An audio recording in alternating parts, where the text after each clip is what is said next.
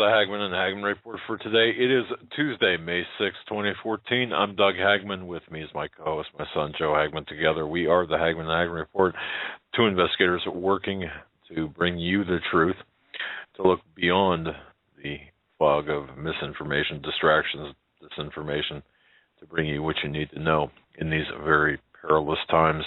I want to welcome new listeners from coast to coast and from Europe and all over the world. I want to thank you for checking in with us. Folks, we broadcast live each and every weeknight, 8 to 11 p.m. Eastern Time. Our home base on the Internet is HomelandSecurityUS.com. And I want to draw your attention right now on HomelandSecurityUS.com, our home base. We're going to be joined here in a few minutes by attorney Billy Bear. Billy Bear from New Hampshire. He's not just an attorney, he's a friend of the show, he's a friend of mine, he's a very well-respected man, a very well-respected individual. He's also a parent. He's a parent of a 14-year-old girl, middle school. Now, what I did was I put up a link, just a paragraph, a still image of my good friend, Mr. Billy Bear, in handcuffs. And there's a link to a 10-minute video, YouTube video, underneath this picture. The folks listening to this broadcast, would urge everyone to take a look at that video, and we'll explain, as when Billy comes on, we'll explain as to what is taking place following his appearance. And following tonight's broadcast, I'll be doing a report on this as well, because this is a big deal, folks. It's a really big deal. But I want to thank each and every one of you, both Joe and I want to thank you for joining us. Thank you for your belief and your trust in us as we walk through this minefield of current events together. By the way, we've been getting reports that some people, and only some people, and we haven't quite figured out the rhyme or reason behind this, if there is any, can only download 11 minutes of our show from last Friday or from other times. We're working on this. I don't know where you're downloading it from. Some say BTR, others say other locations. I don't know what browsers you're using. Some say Explorer, some say Firefox, some say Safari. Folks, we're working on this. And we're also working to bring you, the listeners, and this will be coming out very soon, an app. Yeah, this is exciting. We had a few gentlemen help us, and they put together and are completing a app for iPhones, Androids, any smart device, and it will be free of charge. Not only will you be able to listen to live shows, there'll be archives, there'll be a whole bunch of different segments in the app, and the ball has already been rolling. It's almost complete, and it should be ready to launch soon. I've seen the prototype of this. It's quite exciting if you listen to this show by dialing in or on your iPad or whatever type of player you have. This will make your life a lot easier, and that's what we're all about. It's about bringing you the truth easily without you having to jump through hoops. But once again, folks, please, we're working on that 11 minutes. I don't know. Again, I don't know what is going on with that. It's not on our end. I can tell you that. It's not on our end. I told you guys I went and downloaded it from a few separate computers, a few separate ways. I went and used a phone and another computer, downloading it straight from Blog Talk and also on my phone, and I had no issues, so I don't know what could be the problem. I don't know why it's so selective with the problem.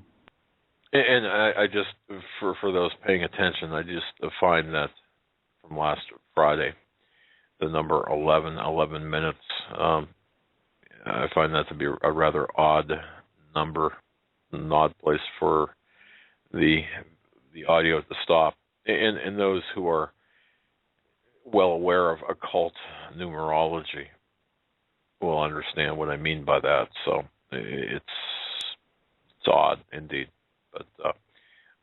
But tomorrow, folks, Bill Salas, author of Psalm 83 War, Israelstein, and he's going to be joining us. And Thursday, Nathan Leal will be joining us. So we've had a very good, nicely packed week. And, of course, tonight, after Billy Bear, the second hour will be Mr. stand day out. So, but with what happened with Billy Bear, and I'm going to let him really get into it, but it disturbs me a great deal, by the way, folks, to see a friend. Someone who I've known for quite a while. I know him to be a good person. I know him to be a man of great morals and great integrity. To see him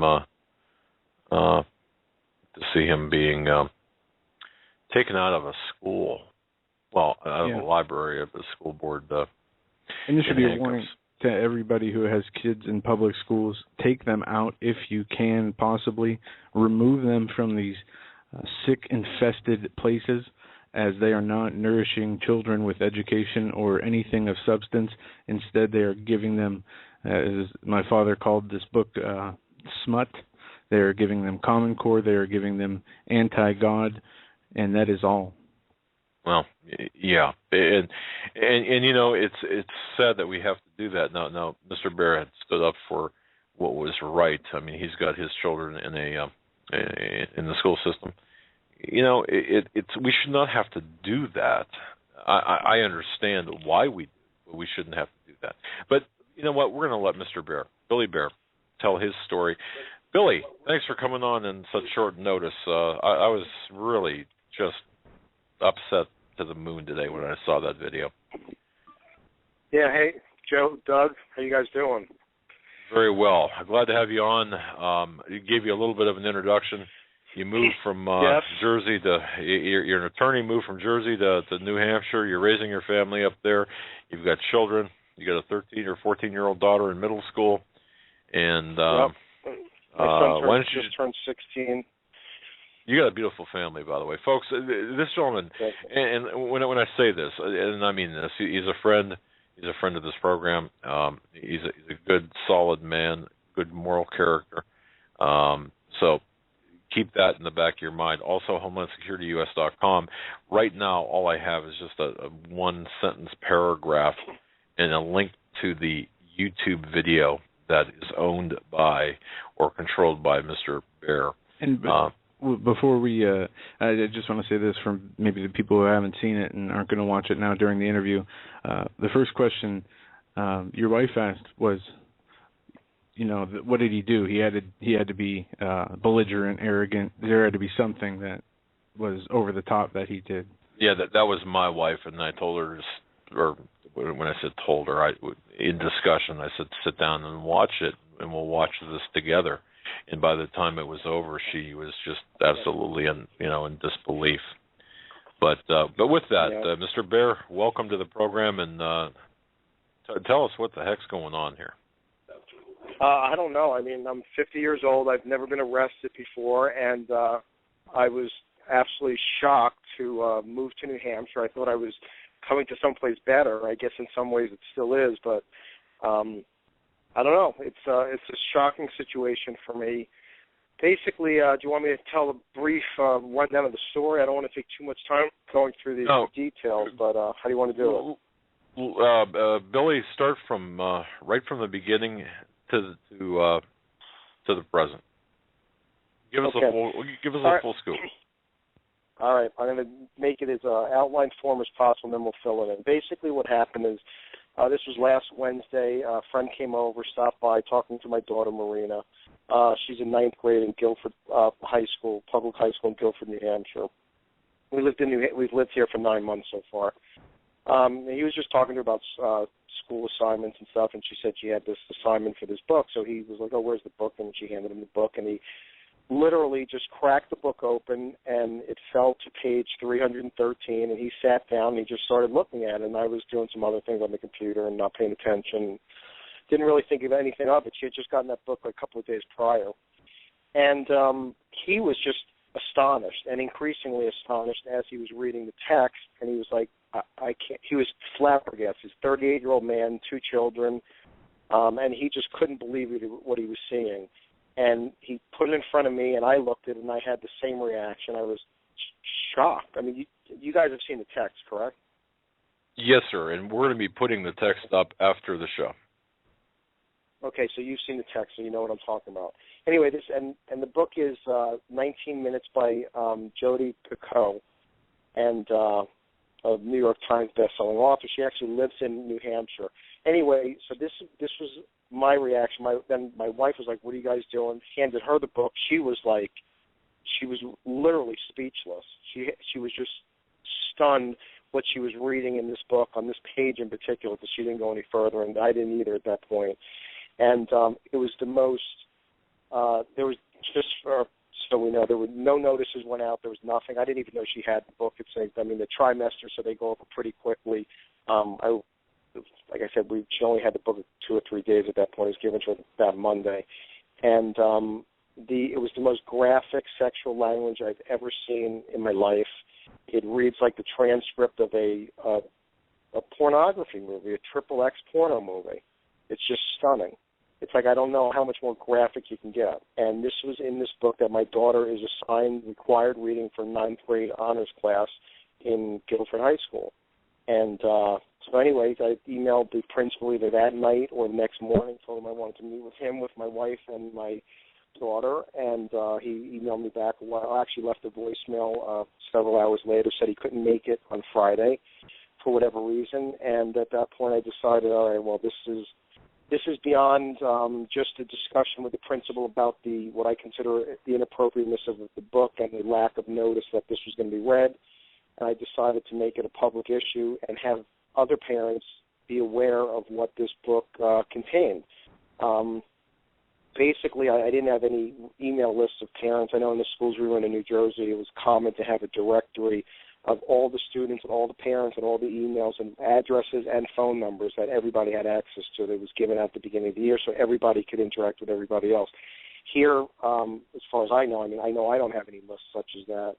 And so it was very difficult to reach people. So we reached a few people we knew, and then we just tried to get the word out about what was in this book that was supposedly being read on and off for 7 years in this high school.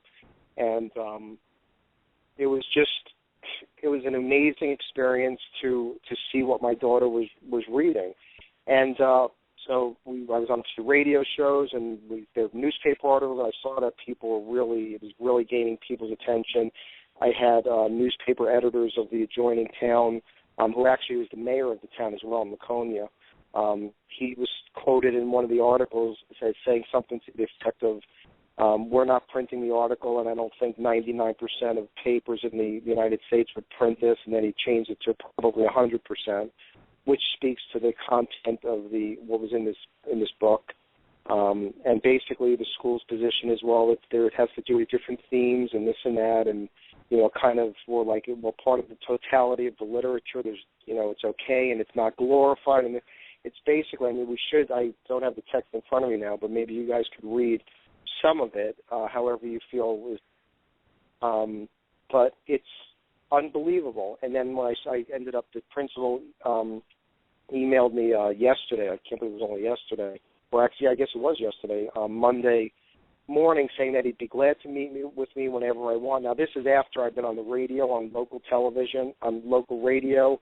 It's been all over, literally front page news all over the area, front page news in the Union Leader, which is the main newspaper in the entire state of New Hampshire. So, it obviously was getting a lot of play. So now he reaches out to me and says, we should get together, and even if not for this, almost like let's get together for beer one day, that type of thing. He's like, maybe I'll run into you at a track meet, both of my children on the track team.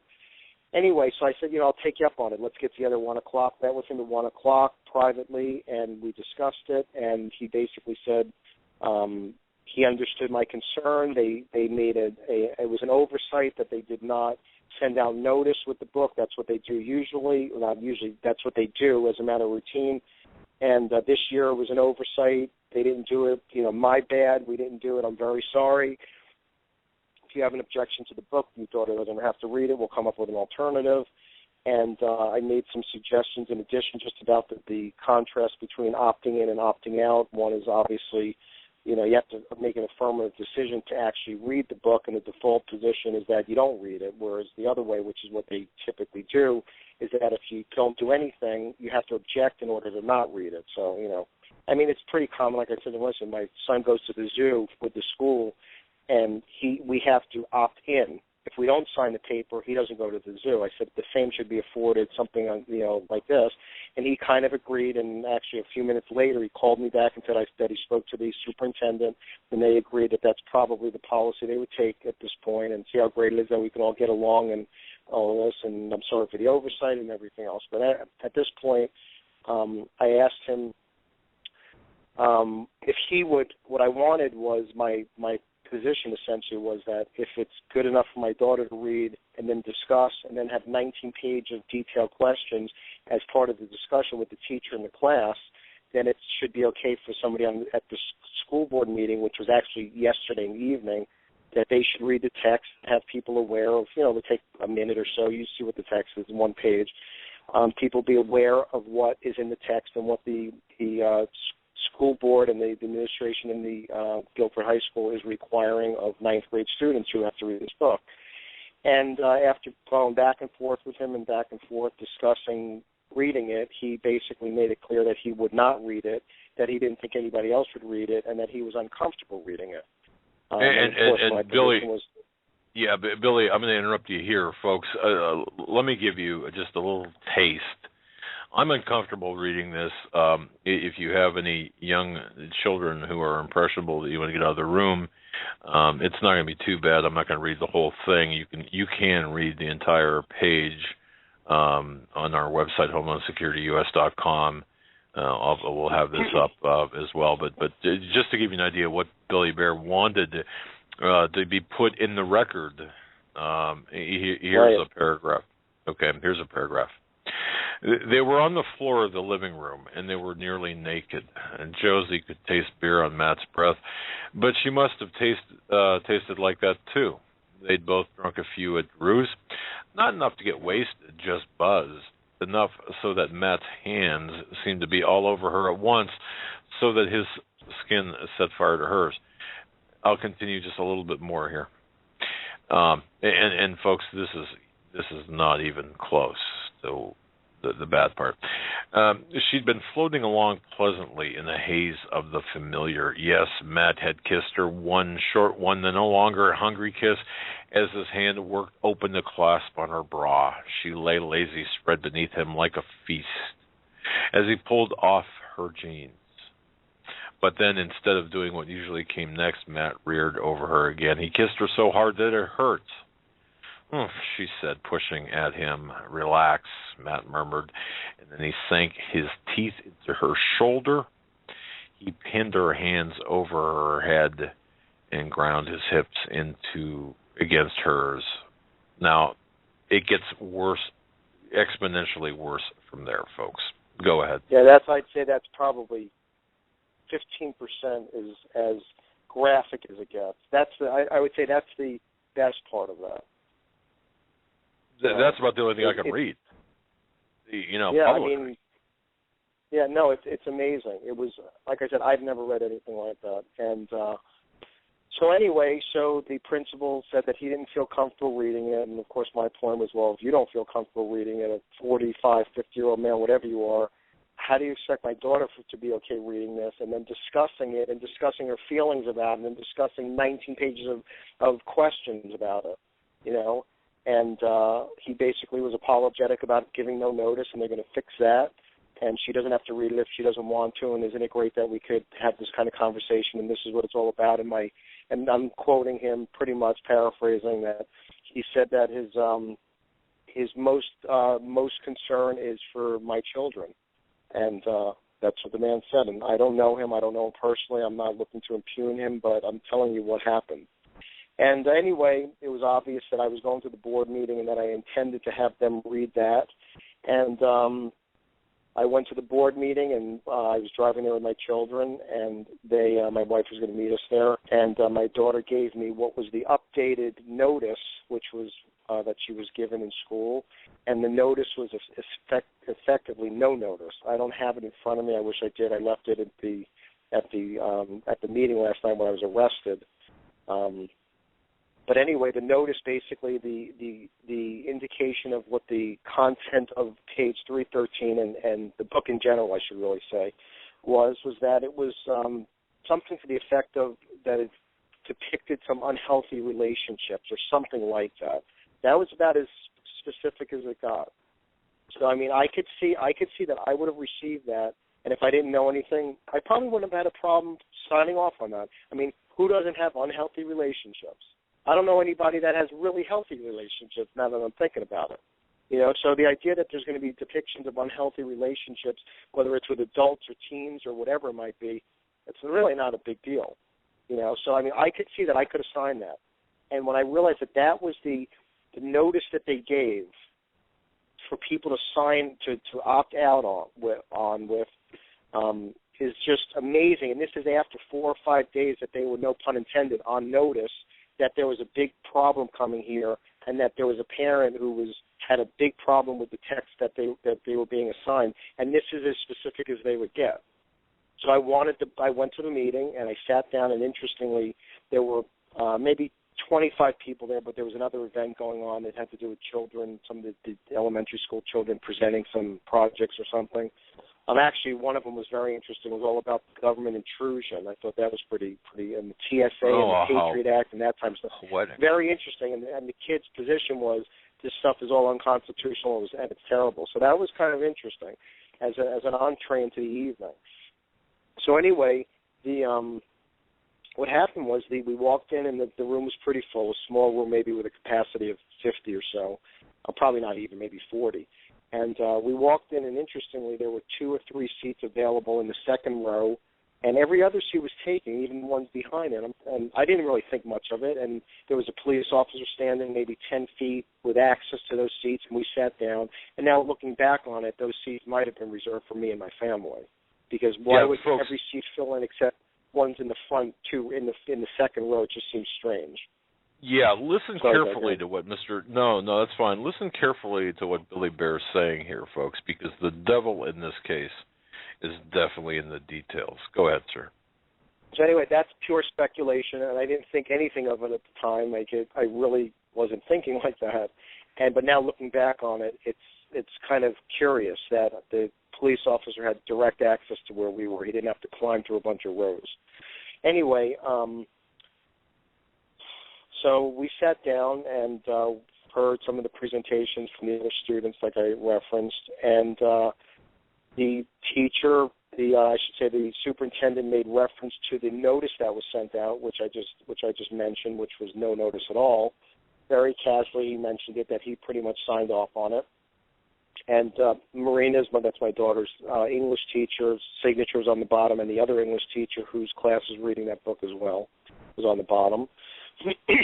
And then it was time for the public discussion part. But the public discussion, the chair of the school board made crystal clear, was not for interaction, was not for discussion, was not for questions and answers or anything resembling that.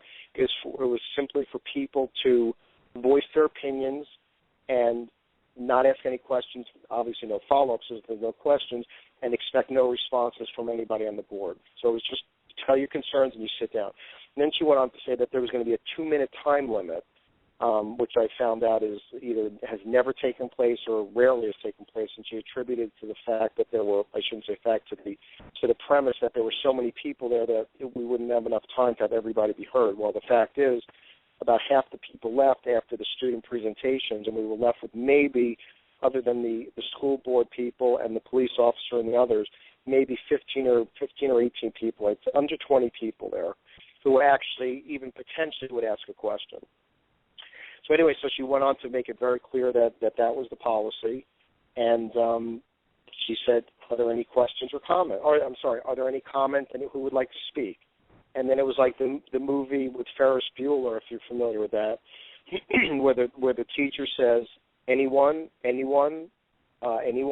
looking for somebody to answer a question, and nobody had an answer. It was the same kind of thing. I waited, I'd say, I haven't timed it on the video, but I probably waited, 6, 7, 8, 10 seconds, maybe 15 seconds, probably not 15, probably somewhere around 10 seconds for somebody else to stand up to speak. And there was silence.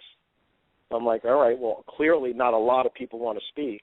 And she even said, does anybody want to speak? Kind of like nobody has anything to say. So, of course, I got up at that point, and I focused in on that no notice that was just issued. And I brought it up to the superintendent, who already took ownership of it, and I put it in front of him, and I said, would you read this? And then the chair read it. I guess you saw this on the video. It probably almost sounds like word for word what happened, right? Well, yes. However, you're speaking to an audience that has not seen the video yet, so right, of course. I'm just saying from your, it's how accurate does this sound? 100%. Yeah, 100%. So anyway, so I walked up there and I handed the superintendent. I said, would you read this? And she looked at the chair, and the chair said, we said there's no questions. You can't ask a question. You could just make a statement. I said, so I walked back to him. I said, fine. And I put it down in front of him. I said, read this, like as a statement, not as a question. Obviously, and they were like, Mr. Baer, we are not, you have 2 minutes to say what you want, and we're not going to answer any questions. We're not going to read it. So then I made a point about the no notice, and then I made a point about the text, and I said, we're all here. I want somebody to read this. Please read this. Would you read this? Would you read this? Why is nobody reading it? It's good enough for my daughter to read, and you refuse to read this. Let's know what we're talking about here. Let the people in the audience know, and let the people see what this is all about. They refused to do it. Then my time was up, and the person behind me, who's actually my children's track coach, made sure that he had his egg timer going, and he said, time's up. And I went, I don't know, maybe 15 seconds, 20 seconds over, and basically disputing the procedure of cutting everybody off after 2 minutes. And I sat down, and then the track coach stood up, I believe, right after that, and he went into this 2-minute dissertation about how great the book was and how his whole family's read it. It was great that his children talked about it, his wife talked about it, and they couldn't wait for the other guy, the other person in the family to get the book and all this type of stuff. And, did it make them feel uncomfortable? My daughters feel uncomfortable? Yeah, it probably did. I'm glad it did. And, it was a great thing. And basically referring to these people, meaning me and I guess my family, who I know this guy. I mean, I consider him half a friend, and my children know him very well as a track coach. And he's basically saying that I want to take their right away to read the book. And I'm like, and I interrupted, which wasn't quite an interruption because he only had literally 1 second to go before his time was up. And I said, that's ridiculous. I didn't suggest at all to censor it or to ban any books or to burn any books or anything. I just don't want the school ramming this stuff down my daughter's throat, especially without any notice, and we got into that whole thing. And I, in effect, got gavelled by the chair, and she kept telling me, in effect, sit down and shut up. Your time is up. You had your 2 minutes. You're out of order. And I was like, yeah, I'm out of order. And she's like, show some respect for the other people who want to speak. And I'm like, you talk about showing respect. How about you respecting my family and my daughter and, whatever I said. And then at that point, it was maybe, 20 seconds. Like I said, I didn't time it off the video, but it was, 20 or 25 seconds or something probably into my whatever, rebuttal or my comment. Yeah, I counted 18 seconds, to be honest with you. Okay, so I'm Billy. saying, all right, so I said it was 20 or so. It seemed something like that.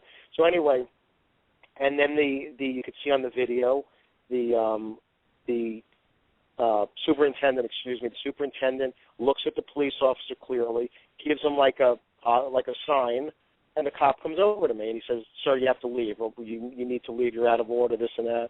I'm like, I'm out of order. This is ridiculous. I can't even speak here. And also the chair made the point that I asked her during my first legitimate 2 minutes, you might say, I said, well, what is the proper forum to discuss this, to actually have a discussion? And she said, well, contact the principal or the superintendent and go meet with them privately.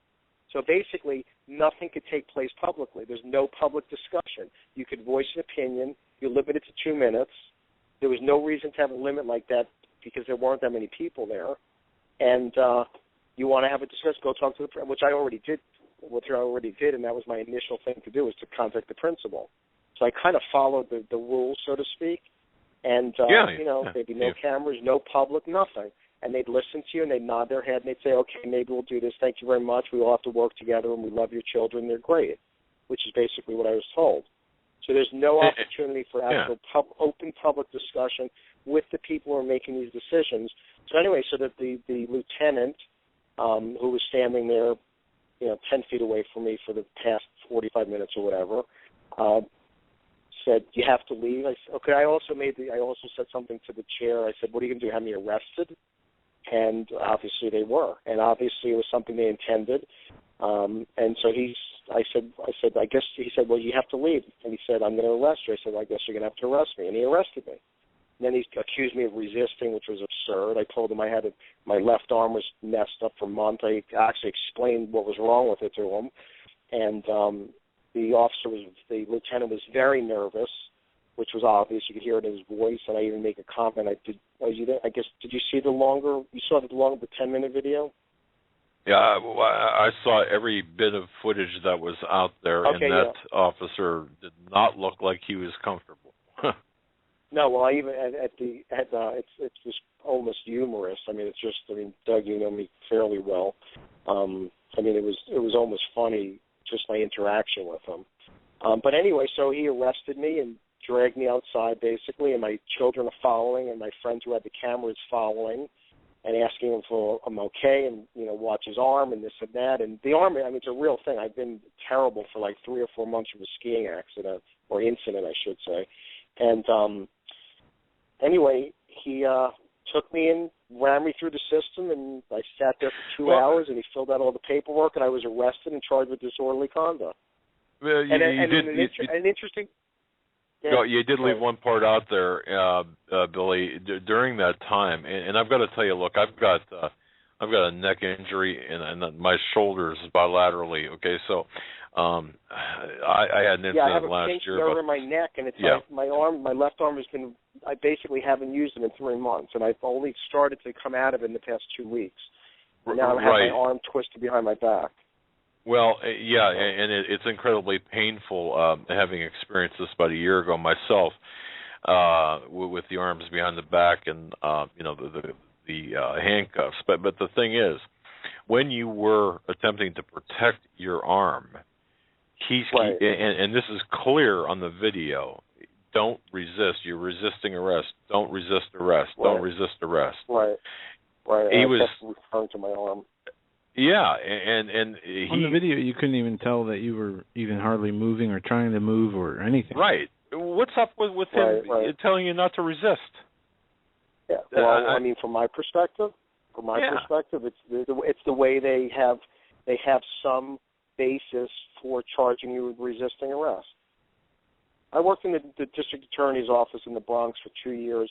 Actually, while I wasn't working there as an attorney, I was working there as preparing felony cases for trials, murder cases, kidnapping cases, armed robbery cases in the Bronx and New York City for 2 years.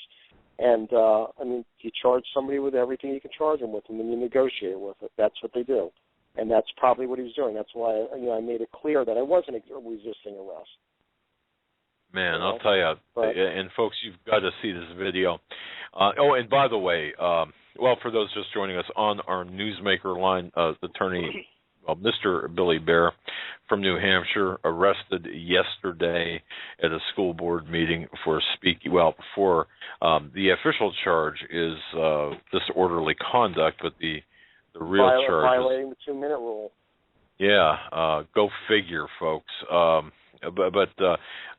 And this all centers around a book, 19 Minutes. Well, the lack of parental notification of the assignment of a book called 19 Minutes, which is absolutely it's Common Core, by the way, Mr. Bear. It's part of Common Core, but so you were is it actually like officially part of Common Core at this point? Well, Common Core is in 46 states, and they have standards that they've set up for mathematics, language, and English. It is in New Hampshire, and it is the current mechanism by which the New Hampshire schools do teach. It's authorized under Common Core, I suppose. Right. Well, the only reason I'm saying that is because I know that they've been using it in certain years since 2007. So I don't. Maybe it was incorporated into it. I don't know how it would work with that, but it's obviously acceptable if that's the standard we're using now. It's obviously acceptable into Common Core. I wouldn't think that it originated through that mechanism, but it's almost without distinction. But so that's what happened. I was arrested and booked, and the whole works. You know, I was trying to be nice to the cop, and you were very nice. You were very nice to him, and you can hear it on the video. But by the way, your arraignment is on June 17th. Ladies and gentlemen, at the end of this, I'm going to suggest something here. We need to stand behind Mr. Bear. We need to make a statement. We need to all get together and explain to the school district exactly how we feel as Americans, as Christians, as humans, as people who care about others. This is not to be tolerated. Go ahead, sir. Well, you know, there's a few issues going on here. Obviously, one issue is the text itself, and specifically, and I haven't read other parts of the book. I've seen references to other parts. I know some of the themes involved. But let's just take page 313, because as far as I'm concerned, that in and of itself is enough. So that's part of the issue, that there's that type of text, whatever you want to say about the themes and how it's portrayed, and that they don't say it's glorified or anything, that's kind of beside the point. And like I asked some people involved with this, you know, once my daughter reads it, how does she unread it? Do you have some kind of prescription for that? You know, and that's one aspect. The other aspect of this is the lack of notice. The third aspect, which is kind of the same as the second, is that the notice that has been given, I'm sure, and that certainly was given on Monday, even after everything came to light, was ridiculously insufficient. I mean, it was insultingly insufficient that they considered this, quote, notice of what was in that book that could be objectionable. And then the real disturbing issues are really one and the same. The authoritarianism of the police force, of the school boards, of the governments in general, of the state in general, I mean state generally. It's just absolutely stunning that a chair of a school board in a town of 7,000 people has the authority to have me arrested because I exceeded her arbitrary 2-minute rule. It just blows my mind that this is what it's come to, and that the superintendent raises, gives the cop the high sign, and they take me away in handcuffs is absolutely stunning. It's disgusting what's going on here. That, you know, people are, it can't happen to me. Yeah, it can happen to you. You open your mouth, and they don't want you to open your mouth, and it's going to happen to you. So today it's me, tomorrow it's you. It will happen, and it's happening more frequently all over the country, whether it's a kid who gets expelled or whatever it is, an 8-year-old kid or whatever the kid's age is, for chewing a Pop-Tart into the shape of what could be a gun or whatever we might be. What's going on is insanity, and a lot of it is in the school system.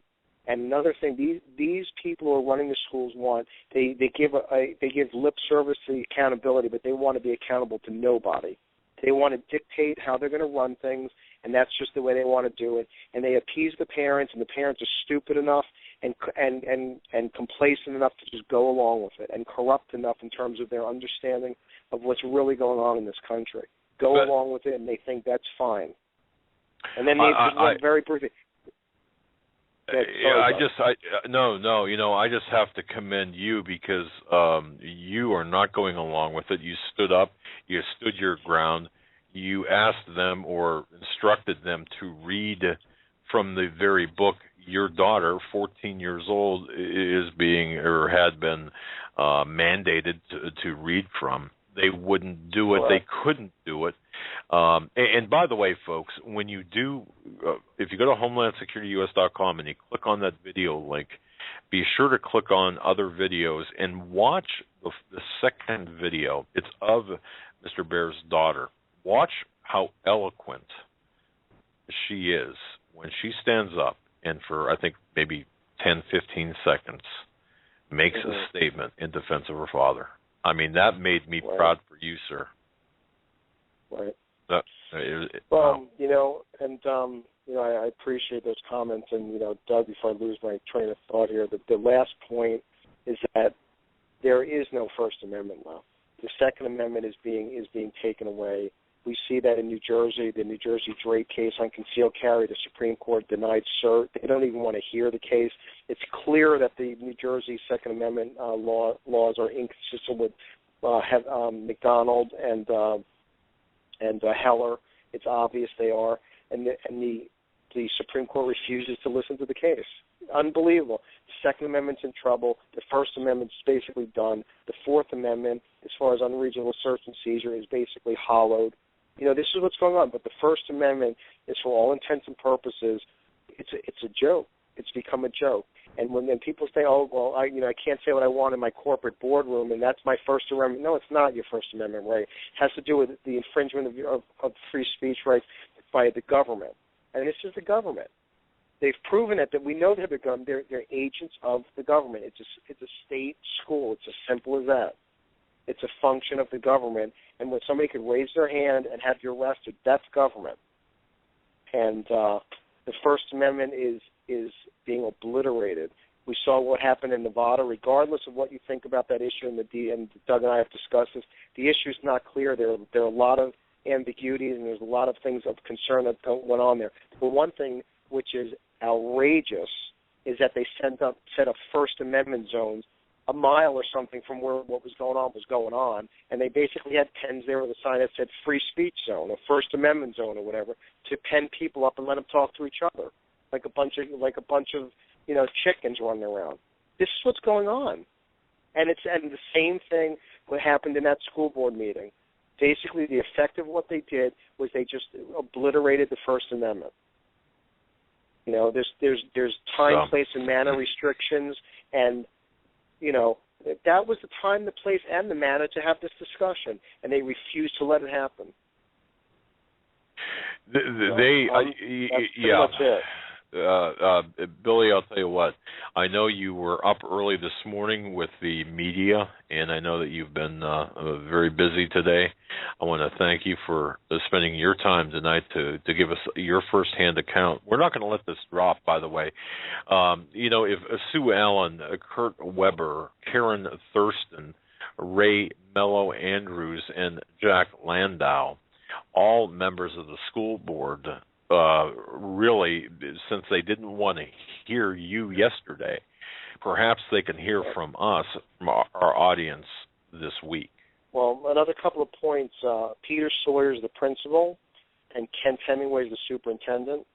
And interestingly, my daughter told me tonight, I haven't confirmed it, and I'm sure she's accurate, but just as a caveat, she told me a little while ago that she was discussing this with a friend in some kind of guidance class or something like that. And the teacher who was present said that the teachers were given instructions from the administration not to discuss this issue, not to discuss anything about it, and not to let the kids in the school discuss this. So they were basically muzzled in the school, and they were instructed to not discuss this. So there you go. And by the way, as you saw in the chair made a point that people who were present, this was going to be a civics lesson. So that's what's going on here. This is reality. Explain that, Billy. I was a little unclear about that. What was going to be a my civics reference lesson? to the civics lesson? Yeah. Prior to that, obviously in the context it made sense on the videotape.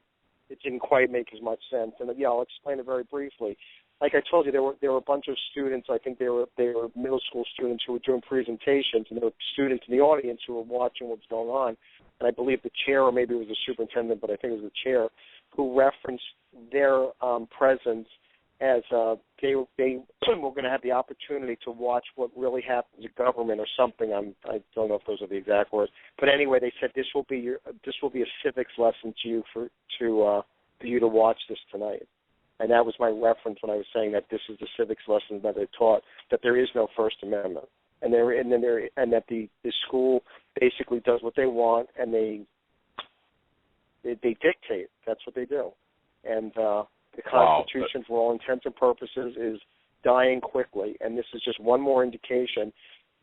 And if this could happen in a little town in New Hampshire, the live free or die state, it could happen in any town in the United States at any moment. You open your mouth, and they don't like what you say, they're going to take you away in handcuffs. That's what's going to happen. And they could have charged me with all kind of stuff, and all of a sudden I would be sidelined with everything in my life. And that's what they count on. It's fear and intimidation. That's what they do, and force, and the threat of force. And that's what this is coming to. And if people don't stand up and stay together on this, we're never going to recover from this. People need to stand up and say, why don't you arrest all of us then? Until that happens, this will not stop. It will only get worse.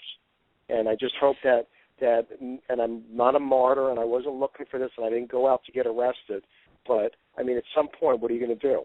You know, and I hope that people understand that, and people do enough, because I can only go so far with this, and I'm not sacrificing myself for a bunch of people who won't stand up for themselves.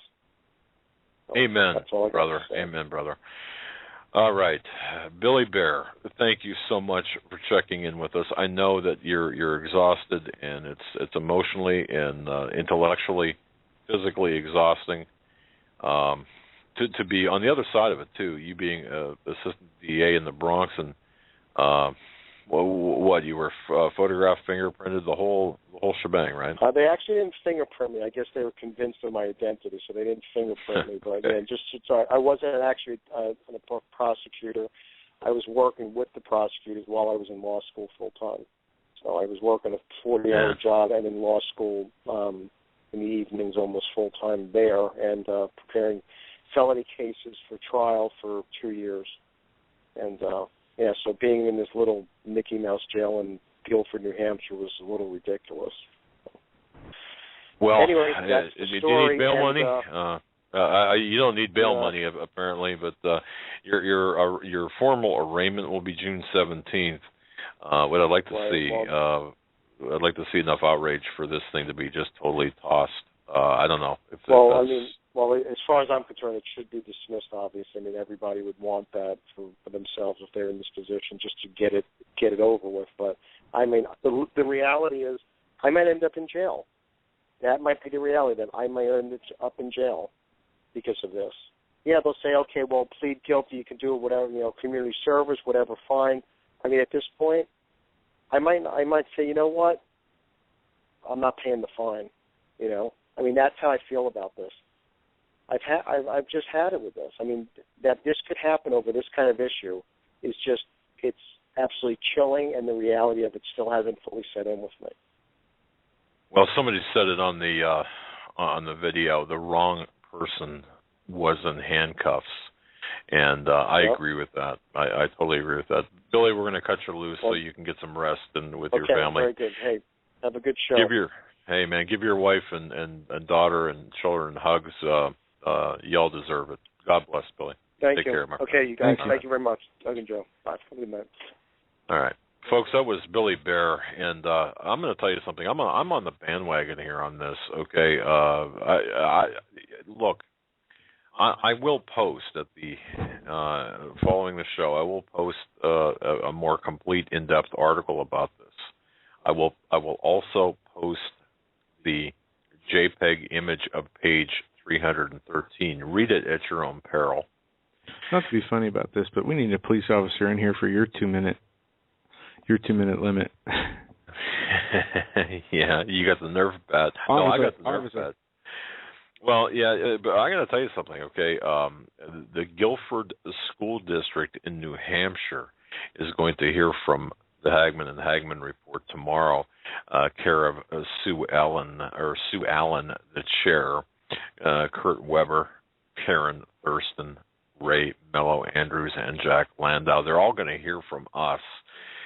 I am also going to include in this article the email addresses of these people if they have them on their website. It's Guilford, New Hampshire, Guilford School District. This is the craziest thing. As far as I'm concerned, this is really child abuse. It is crazy. Sadly, it is not the craziest story of the day. Well, no, but it strikes home. Right. It's close to home here. I mean, we as soon as I got to the studio, you said, sit down, check this out. And we watched that, and we've seen it so many times with other people that we don't know. But now it's personal.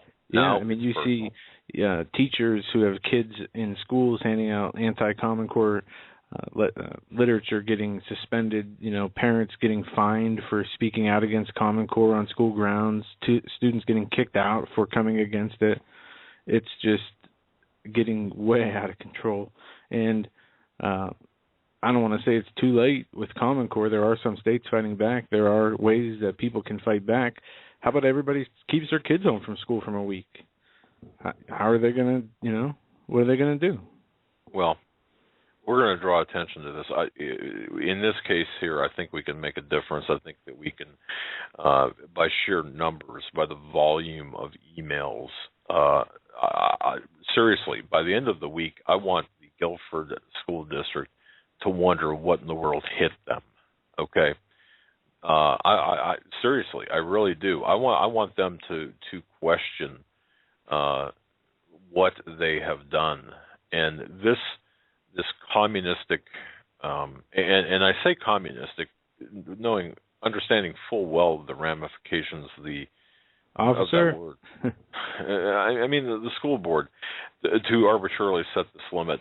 Personally, I believe after watching this, and I watched this video several times, I interviewed is more like Billy Bear for quite a while. I talked to one other individual about this. I looked at this in a number of different ways, and frankly, I believe he was set up. I believe that, honestly, looking at this, I believe that they were waiting for him, lying in wait for him to make that mistake.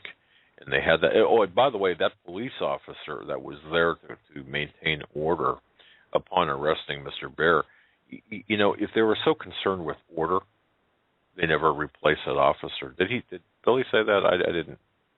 It was. Well, I'm sorry. I was replaced. Yeah. See how you are? But they never replaced him. So in other words, what I'm saying to you, ladies and gentlemen, is this was choreographed to a certain extent. I'm not going to say it was, that they knew exactly with precision what was going to happen, but I do believe that they were lying in wait because they could not afford to have a guy like this, as articulate as he is. You heard him, okay? You see his credentials. They can't afford the apple cart to be toppled in their venue. And at this point, like I said, it's my mission, folks, and I'm asking each and every one of you, with if you have the ability and the time, and then hopefully you can take a few minutes. Once you read the article, which I will have up, it seems like, man, there's just not enough hours in a day, but once the information is out there, formulate some sort of an email, to Guilford School District, the principal, the chair, and so on and so forth. Even though you don't reside in that district, it's coming to your district, as Billy said. And it's already, to an extent, in ours, and we're fighting this as well at different levels. But what was the name of that book? I actually think I found 19 minutes of 19 the minutes. Curriculum. 19 minutes. Okay. It's actually, it was on a New York Times bestseller, and it's I've got it right here. Not the book. It's let me just double check here. It's here, I got it. Okay, here in an interview Friday, and this is last week. Picault, the author, said the book is about a school shooting and bullying. The story begins on March 6, 2007, in the small town of Sterling, New Hampshire, and tells of the events leading up to the shooting and what followed. The bottom line is, okay, I've read police reports that are less graphic, and certainly books that are less pornographic than what just that one page. It's Picault's first book to debut in the New York Times bestseller list, though it's not the first of her books to cause controversy. Several of her books have been banned at schools because of their content, yet this one is embraced. And a man has been arrested, and his reputation sullied to the extent it has. So, Guilford County School District, you are on the list of Hagmann and Hagmann. You are on the list. I'm going to be careful with what I say. I don't want to sound threatening, but you are under the. We have you in our sights, not gun sights, just in our sights, on our list, because we are not happy with how you treated not just Billy Bear and his daughter, but the entire situation, and we can see right through you. Ninth grade, I believe. Ninth grade. Yep. I have a list here. I don't know if it'll be in here. This is kind of old, but I'm going to look through this. Before Stan comes on, before we go to a break, we have just some crazy news. There was a woman who taped her abortion and posted it on YouTube. I saw that, Joe, and I couldn't even just... We're talking about, free speech. We have all these issues going on, court cases, people fighting to be able to say what's popular or what's not popular.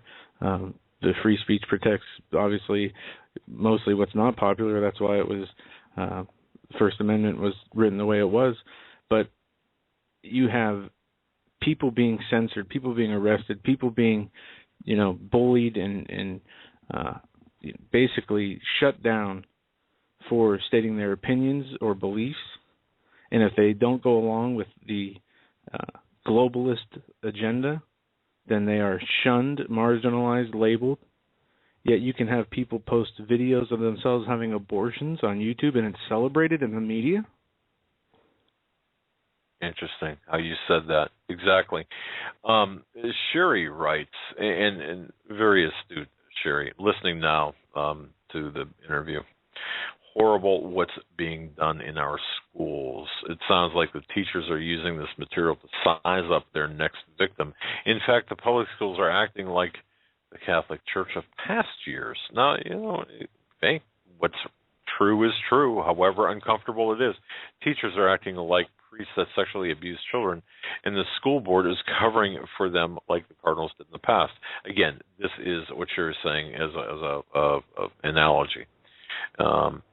Advice to parents, she writes, advice to parents with children in school, do whatever you can to take them out of public school. Nothing is worth the corruption and abuse of your children. But you know what? And sure, I agree with you 100%. However, the however is this. We pay, I pay, you pay, we all pay taxes, school taxes. And we should have, because of this mutual, if Hillary Clinton says, hey, it takes a village, well, it's going to take a village to correct this smut, this pornography, this capturing of our children, this brainwashing. And I'm damn well not going to sit on the sidelines and allow this to happen to Billy's children, to my children or grandchildren, or anyone else's children. I'm going to do what I can, starting with the Guilford School District and letting them know exactly how I feel. And folks, I'd urge you to do the same. Like I said, I'll have all that information up as soon as I can after this show. But I'm angry about this, and there is such a thing as righteous anger, and I believe that.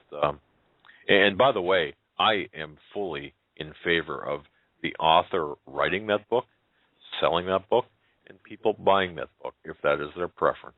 My problem is is it appropriate for.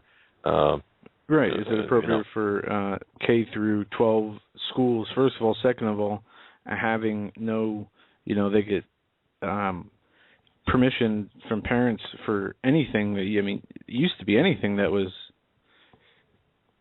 mildly controversial, or even a field trip, to a fire drill sometimes, And he made a good point, too, Joe. And it's like, have you upgraded, for example, let's say a program on your computer? You see by default things are checked that you certainly don't want, bloatware, for example, on your computer that you don't want. In order to attend a field trip, you check, yes, I will allow my child to attend the field trip. In something like this, the default setting was if you don't object, you're allowing your child to be subjected to this. So this was cagey from the start. Yes, it was. And with that, we're going to go to our break. We have Stan Deo coming up next. He says he has some hot news on Yellowstone, and he said you're going to need 2 browsers or 2 windows open for tonight's show, one for his website and one for the show images link that's on the right side of the page next to the microphone on his page. That's standeo.com. He's coming up next after these short man-ons. Stan, it's great to have you back on again. Thank you, guys. Look, tonight is going to be one of those nights where you want to be sure you record this and take notes. There's something very serious in the wind with Yellowstone and also with Oklahoma and the quakes there. The United States has been trying to make contracts with 4 countries at least, with let's see, with Australia and Africa, I don't think is going to go with the deal, but they've been trying to make a deal worth $10 billion. And that deal with these countries, there's 4 countries they're dealing with at the moment, will allow the United States to take refugees from a Yellowstone Park eruption over to those people's countries and house them there. Now, I don't know how they would get, 1 million people to Australia or, Africa in a hurry, but the point is that they're making this contract to be valid from 2014, this year, to 2024, 10 years down the road. Not forever, just a 10-year window that they're wanting to pay these countries to house refugees from a Yellowstone eruption. Now, ordinarily, you'd say, well, okay, that's some kind of a political maneuver, perhaps, something like that.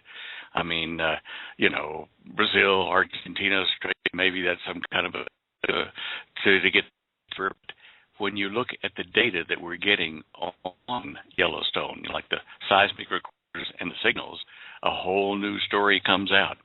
And I've spent most of today getting just downloading the data off of the seismometers there at Yellowstone Park. There's 32 public ones, and then I don't know how many that the government's keeping secret, but I've known for 2 years, and we've shared it on the show, that the government has been clamping down on the data getting out of Yellowstone, what's happening there. They've got all the USGS engineers and all the service people that drive trucks and water lawns or whatever there, all under secrecy agreements. Now, if you go to standeo.com and you'll see there the show images, like Joe said, and get to our show images page. The very top 6 images are from Yellowstone. And what I've done is I've put on there a thing that shows you the types of seismogram images, the wavy forms, and you'll see that thing says 4 major types of seismograms. And you click on that, and it'll expand into these 4 types of patterns. And this is from USGS, the 4 types of patterns, and telling you what you're seeing on their seismographs. Okay, click on that, have a look at it. But the one you want to look at is down at the very bottom, harmonic tremor, where it's kind of uniform little bumpity bumps along the way. Not big things, but little vibrations. And those you see when magma is rising up a volcanic vent. You don't want to see those anywhere close to where you're living. Now, if you go to the show images page, top row, second image in, click on that, and it might take a bit of time for it to load in. Are you still there? Yeah, we're here. Okay. I just lost my internet thing there. Okay. Now it's back. But click on that second image there, and it'll load up a not reduced or anything type image, and you'll see 3 seismograms today. I mean, I only stopped an hour ago, I think, when I was downloading them. And you'll see at the very bottom of the first one on the left, it's from a place called Maple Creek. It's a seismometer, Maple Creek, Yellowstone Park. And you'll notice those uniform little vibrations running through there. Down toward the last 3 or 4 hours at the bottom, those little vibrations get thicker and busier. Those are harmonic tremors. And if you look at the next, on that same picture, but look over at Mirror Lake Plateau, you'll see again harmonic tremors start, stop down at the bottom. That's today, in the last, probably 6 hours on that one. And then if you go to the last part of that image on the right side, that is from a borehole that they're letting you see the data on. It's borehole number 944 that they've dug down into Grant in Yellowstone Park there to, I guess, monitor seismic activity and magma and that kind of stuff. And again, you see between 12 and 1:30 Mountain Standard Time today. That's that thick part there down at the bottom where the reds and blues and the greens and blacks are. And you'll see harmonic tremors there. Now, these are 3 different locations, east, west, and middle of Yellowstone Park. And when you start seeing periodic, harmonic tremors, you have to kind of think about this and say, what is going on? The fact they've put everybody under secrecy agreements there since 2012 tells you something is amiss. Now, if you go to the third image on line 1 there of show images today, you will see 3 days worth, today, yesterday, and the day before, of borehole 944 right there in the middle of Yellowstone Park, and you will see the busyness of the seismometer toward the end of the day. That was the 4th and the 5th. You'll see down at the very bottom, you get earthquakes or seismic activity that's very interesting. And then you get over to today, and we haven't got to the end of the day. We've still got another 5-6 hours to go here. And we'll see if it does the same kind of thing that we've seen on the 2 days previous to today. And those are not minor vibrations, and they're indicating harmonic tremors from 3 days ago. I'm not a prophet, but I'm telling you this: they are making plans to deal with a major eruption at Yellowstone. There are 3 other sites which are, I showed you that in the comparison up the front, and they also show something else that's pretty weird. If you go to the second row, first image, it'll take a bit to load because it's a big image, about 2 megabytes. But when you get it open, you're going to see, on, those 3 days there for the Denny Creek, which is out northwest, out where the new vent would be, the charts for that don't show a lot of heavy activity at that particular point, but they do show something that appears in a lot of other seismometers in the park over the last 3 or 4 days. And that's what looks like a tiny earthquake goes zip, zip, up, down, and you'll see it running down the page diagonally. And at Denny Creek, which is the one we're looking at, on the 4th, those intervals of those funny little glitches are exactly 25.3 minutes apart. Then you go over to yesterday's on Denny Creek, and you see long diagonal paths there, and that is exactly 28.6 minutes apart. And then you come to today, and what it's showing today is 28 minutes apart. Now, I don't know what is causing this, unless it's some kind of sensor malfunction when they're polling those seismometers from the supercomputer they got linked up to the data feeds from Yellowstone. But I've never seen these things before. I mean, this is just too regular. It's got to be man-made, something to do with, monitoring all these seismometers, because that's because of the same height amplitude of these little squiggles, and because they follow an exact pattern of time between them, it tells me it's some kind of a machine interface, human interface that's doing that. But again, this is an unusual thing, and you don't see it often. Now, in fact, I've not seen it like this before, and I've checked back, spotting this time of year back for 7 years, I think it is now. 6.5 years, and I've not seen this kind of activity for this time of year. I mean, 9 out of 32 seismometers that are public are busy, and either in harmonic tremors or heavy vibrations that may be harmonic tremors with a very short period. But if you go to the next one, the second row, second image in the middle there, and click on that and get it up, that is Mirror Lake Plateau. And that shows, again, 3 days worth of data on it. And you'll see that stupid pattern, that little glitch that goes down, 28.6 minutes between in the middle there and 25.3 on the left. These glitches are on different seismometers, but they're the same pattern and the same distance between the events, whatever this is. All right, now if you go back to the last image on the second row, the third image, that's the Mammoth Vault. It's probably one of the busier sites you're going to see. And I should have put up a link to that other thing. I'll let people go and see themselves. But the site's being hit rather heavily at the moment. People are tuning in from everywhere. Anyway, that Mammoth Vault is it's not only got the pattern running from top left down to the lower right, it's got heavy vibrations, heavy harmonics for the last 3 days. All this activity started in the middle of the 3rd of April, and then I'm showing you the 4th, 5th, and 6th. But these strange anomalies started about 3.5 days ago. And darn near every one of these things has got those funny little glitches that form that streak from top left down to the lower right through data that's real earthquake data. I don't know what these are, as I said, but they are new. And with all the information we're getting about the Yellowstone eruption, the likelihood of it,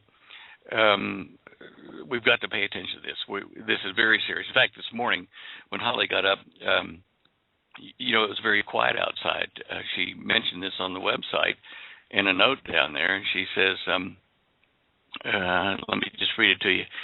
She says, this morning was weird. When I opened the doors to let in the Colorado morning sweet air, it wasn't even light yet. Normally, birds are singing by 5 a.m., checking for worms and gathering twigs, etc. This morning was so eerily quiet that I nearly woke Stan, because I'm a late sleeper. I stay up late and get up late. No breeze rustled and no one was about. It was like a daytime page out of Omega Man. Everything was silence. Then this article pops up on Live Science. Maybe just a coincidence. Now that we'll get to in a minute. She was referring more to the Oklahoma quakes, but I think all these things are connected. On that show images page, I do this every show for you, put up the earthquake occurrences for the last 30 days for the planet and for the last 30 days for the United States. And you have to go down probably midway down the page, and you'll see the earthquake plots for the last 30 days and for the last 7 days, worldwide and America-wide. And you'll notice on the one that says earthquakes last 7 days in the United States that are above 2.5, if you click on that map, you will see that Oklahoma is extremely busy. And we're going to talk about that a little bit later in the show, about how busy it is. But as I've said in the last couple of weeks, look at the pattern. You're seeing Oklahoma, you're seeing the top or the center of the New Madrid fault line, and then you're seeing the Appalachian Mountains. In the last 7 days have had a couple of quakes there. We still haven't seen the quakes, the minor quakes appear near Charlotte in Carolina, South Carolina, but we will be seeing these things. I'm reasonably certain that over the next 2 or 3 weeks, we're going to see a lot more activity along that weakness, which the USGS shows in color code as red areas surrounded by yellow. And these are moving not only through Oklahoma, but up into northern Idaho, up into Oregon. And this is not a peaceful time. Things are happening out there. You can look at those maps, pull them up at your leisure, and see the earthquake patterns. I haven't updated 2 of them, the 4.5 worldwide and the 2.5 worldwide for the last 30 days.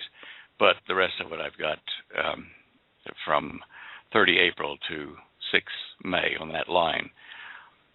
And these are the major earthquakes that you're looking at there. So that tells you the pattern where it's headed. What would this, Stan, if I can ask, Yellowstone, okay, what would this look like? I mean, worst case scenario, what would it look like? An eruption like the catastrophic eruption? Well, okay, when you say catastrophic eruption, you mean about like the great big one that blew the caldera, several 100,000 years ago? Okay. Maybe not the worst case scenario then. Like a warning, like a shot across the bow. What would that look like? Take out some population, homes. What? I'm trying to get a handle on what what it might look like. I take it you're planning to visit the area sometime soon. Yeah. I thought so. Well, take your cameras. Should we take our asbestos suits too, or what? You're probably not going to be that close, but Okay. I really don't know whether it's going to be this week, this month, this year.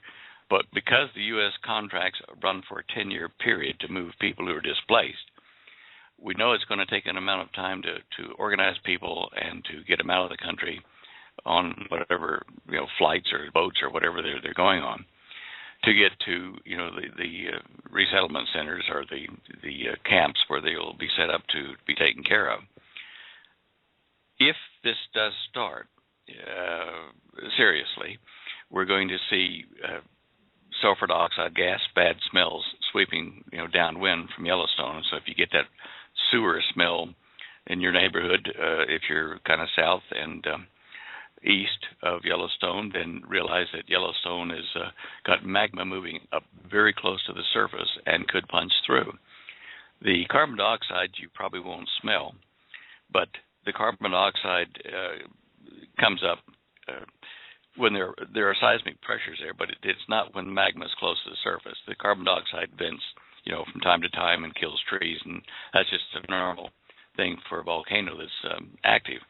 But when the rotten egg smell comes, you don't want to be close to it. You want to be moving somewhere else for a while. And if it does erupt, I think it will probably do it in two places. Possibly on the northwest side of the lake, or of the caldera, and on the northeast side. Both sides are showing activity from what I can determine from the seismometers over the last week. There was an eruption there at Yellowstone on the 30th of March this year. That was a 4.8, and that's when the United States at least the public announcement of dealing with Australia, Brazil, and Argentina to house casualties and disrupted persons. That's when that news leaked, that rumor, if you wish, through various kind of trusted websites that distribute, not mainstream news, but stuff that's really good.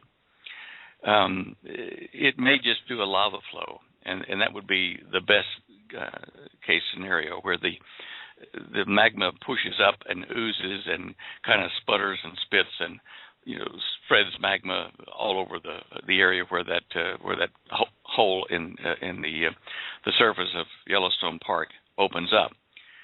That'd be the best case. Well, the best case would be it doesn't go at all, but the next best case is that.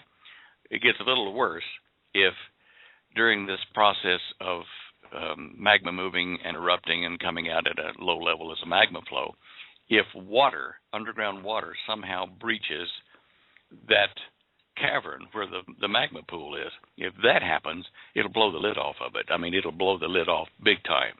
So you've got three cases. Nothing happens, magma flow only, lava. Third, it blows its top. And if that happens, we've got real problems nationwide, in fact, worldwide. So I'm kind of thinking that I'm hoping, from what signs I've seen, that the magma flow will become a lava flow and, a little bubbling and spitting and whatever, but not a major eruption. I don't think that we're at that point yet, but I could be wrong. Does that make your day? Well, yeah. I mean... it really wouldn't. I mean, it doesn't matter where you are in the U.S. If that thing were to blow at its full potential, we are all in trouble, as Stan said. Exactly. But seriously, that would not to make light of it, of course, but that would be something to see, and certainly something to photograph, something to witness. The destructive nature of it, though. How wide of an area, if you were, I can't remember if it was the second scenario or the... You mean the lava flow? Yeah, I mean, how wide of an area are we talking about? Well, I think it would be contained within the boundaries of Yellowstone Park. At any rate, I think it would be. The one that hits way across the United States and throws up dust clouds and ash and silicon glass particles and things like that. That one it might reach within a 600-mile radius of Yellowstone, and probably majority of that going southeast and east from there.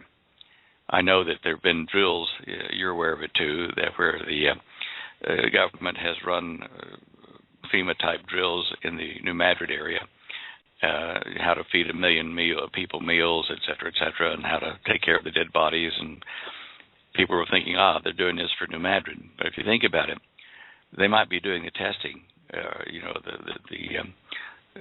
the scenario testing, how to mitigate that there. But if it hit that area, it would so disrupt roads around the New Madrid area, and people would be in panic and whatever, that I don't think that they would be doing their disaster management there, for the survivors of that. They would be east of there or west of the Mississippi.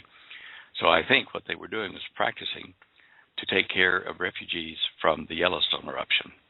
And, people would be trying to get ahead of it. Instead of going over the mountains, they'll come south and east, which would be toward the New Madrid area across the flats of Kansas and Missouri and stuff. That's what I think is happening. Oh, understood. Oh, Yogi and Boo Boo. Wow. Yeah. Right. Interesting. Wow. Okay. Well, I'm glad you've got your eyes fixed on this, your gaze fixed on this, and it's interesting to see this.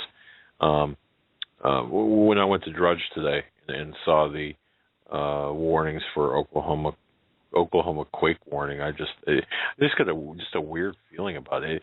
The reason I bring this in is it just seems like the Earth is just saying, hey, pay attention, people. Yeah.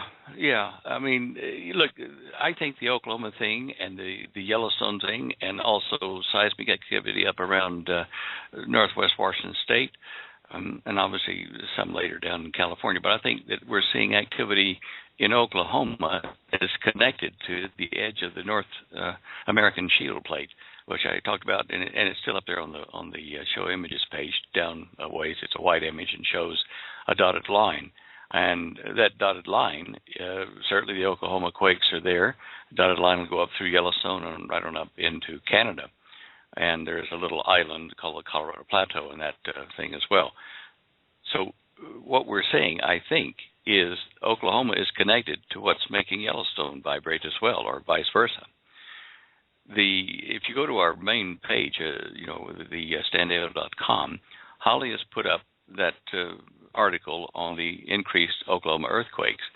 And if you're not good at reading graphs, I mean, the graph is there. You can click on it, and she shows it. From 1978 to 1999, the earthquakes in Oklahoma that were magnitude 3 or greater, you'd only get about 1.5 to 2 of them a year on average. Okay? And then that kind of an average held up until about 2009, and then they started to pick up. As of May 2nd this year, the magnitude 3 earthquakes number about 183 to 85, and that's about 170 times the average from 1978 to 2008. So there is something definitely afoot. And if you look at that graph from 2009 till today, you can see that there is a definite upward spiral of the number of 3.0 or greater earthquakes in Oklahoma. And you can just read that and see that graph on the website there. And right underneath that graph is a map which shows, from USGS, it shows the number of earthquakes greater than Richter 3 across a segment of the United States. And surprise, surprise, look at what the segment covers. Oklahoma City right in the middle. It covers New Madrid over on the right. And the edge of the Yellowstone area just goes off screen, but you can see the earthquakes occurring there. Now, you can see that the earthquakes are taking an exponential, like a rapidly rising curve from 2005 to now, and it doesn't look like it's slowing down. These things, we've tried to tell people, a long time ahead of the actual events, how to get prepared to handle what may be coming to you in whatever area you live in the United States. And so if you go down a little bit further, you can see a color map from USGS, which is a cumulative map over a period of years in some cases here, but it shows you in the past week the number of earthquakes that have hit Oklahoma City and north of there up to the border to Kansas, and also Arkansas, which connects over to the New Madrid, and then down into South Carolina. You can see those are older quakes, but that's in Tennessee and South Carolina, I'm expecting to see more frequent quakes start appearing this month. Again, not prophetic thing, but it just, data kind of gives me a sense that we're very close to something happening. Interesting. Yeah, that is. Yeah, sorry, go ahead. Now, I was looking at the images on your show page. I see you have a bunch of nuclear explosion images here. Oh, that was just to get your attention. Well, it worked. No, it worked real well. No. Yeah, go on. And what are the difference between these blasts? Are these the same type of weapons, like atom bombs? Are these tested? Are these pictures from when they started testing them back decades ago? Okay. Yeah, most of them are old, but they're airbursts except for two that are on the ground. And actually three. The blast number 6 is over. I think it's over Bikini Atoll, and it was a hydrogen bomb. And possibly blast 1 was on the ground as well. Those are atomic fission bombs. Fusion bombs are really hot, and I think blast 2 and blast 6 and blast 4 are probably hydrogen bombs. Now I picked 2, 3 of them, I guess, to try to show an air burst and how the little rings, in the clouds or the heated vapor spread out around a great area. And the reason I did that was to draw attention to the EMP situation. There's a lot of misinformation some of it's good, some of it's bad, about how to protect yourself and your equipment from what happens in an EMP attack, either from the sun or from Russia, China, or somebody else that detonates an atomic bomb, whether fission or fusion, over the United States at an altitude of, say, 120 to 300 miles altitude. And you'll see a little graph there that Holly has in her book, the Dare to Prepare book, showing you if the blast were over Kansas, just for the northern border between that and Nebraska, that you would see if the blast were 30 miles high, only an area with a diameter of about 1,000 miles would be affected, and it would zap equipment in that area. But if it were 120 miles high, the middle ring, then you would see a diameter of about 2,000 miles. And if you were 300 miles high, you would see 3,600 mile diameter circle, which would encompass most of the lower 48. Now, both the United States and Russia have tested at an altitude of approximately 250 miles. The American test, actually, we're south of Hawaii by 960 miles, and it affected radio equipment at Hickam Field in Hawaii. So, and the Russians got similar results from when they tested their nuke at altitude. So this does work. It will reach out and grab you. So you need to prepare, and the preparation. There's been a lot of people who looked at quick and dirty methods of preparing for this with metal trash cans, that you can get at Lowe's or Home Depot or something like that. And they said, look, we'll just get a metal trash can. We'll put our stuff inside of it on a block of foam or a plastic bag to insulate the stuff from the inside of that metal can, and we'll shove the metal lid on it, and voila, it'll be safe. This is not the case. You have to do something else to that trash can, in fact, 2 something else's, to make it work efficiently to save the stuff you're trying to protect.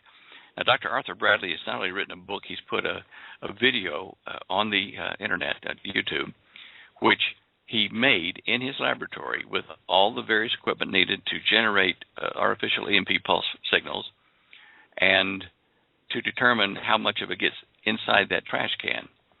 And you would be surprised how leaky that trash can is unless you do a very simple thing. You go down to your hardware store and you get some of that 2-inch wide aluminum air conditioning pipe tape. And because it's got a conductive glue on it, and the tape itself is metal and conductive, and you put the lid on your trash can, your metal trash can, and you run that tape around. He shows you how to do it and shows you by data that comes live how much more effective that is. It's like 5 times more effective shielding than if you just slam the lid on. Any little crack, any little crevice that you don't make covered between the lid and the body of the trash can is a potential leak of some description. And once you get the tape, before you tape it up, you need to electrically insulate whatever you're putting in there from the outside and the top of the can, or the outside wall of the can from inside of it. So that means, maybe some polystyrene foam or some kind of thing to lift the things off the bottom of the metal can, and some kind of foam insulation or non-moisture absorbing insulation like plastic between the wall of the inside of the can and the object that you've got in a little, plastic bag of its own. And then the last thing that you need to do to really get good protection is to hook up a conductive wire. It doesn't have to be big, but just a copper wire of some sort from the outside of that trash can to a ground, a really good ground. And a good ground is if you can find a water pipe in your house, or if you want to make your own, you get an 8-foot copper rod from Lowe's or Home Depot. You drive that down in the ground and you hook your wire to that, and you've now got a grounded can. But that's not all of the news. The other news is we all thought, myself included, that in a nuke, your modern cars are going to be fried. All the electronics would go, but not so.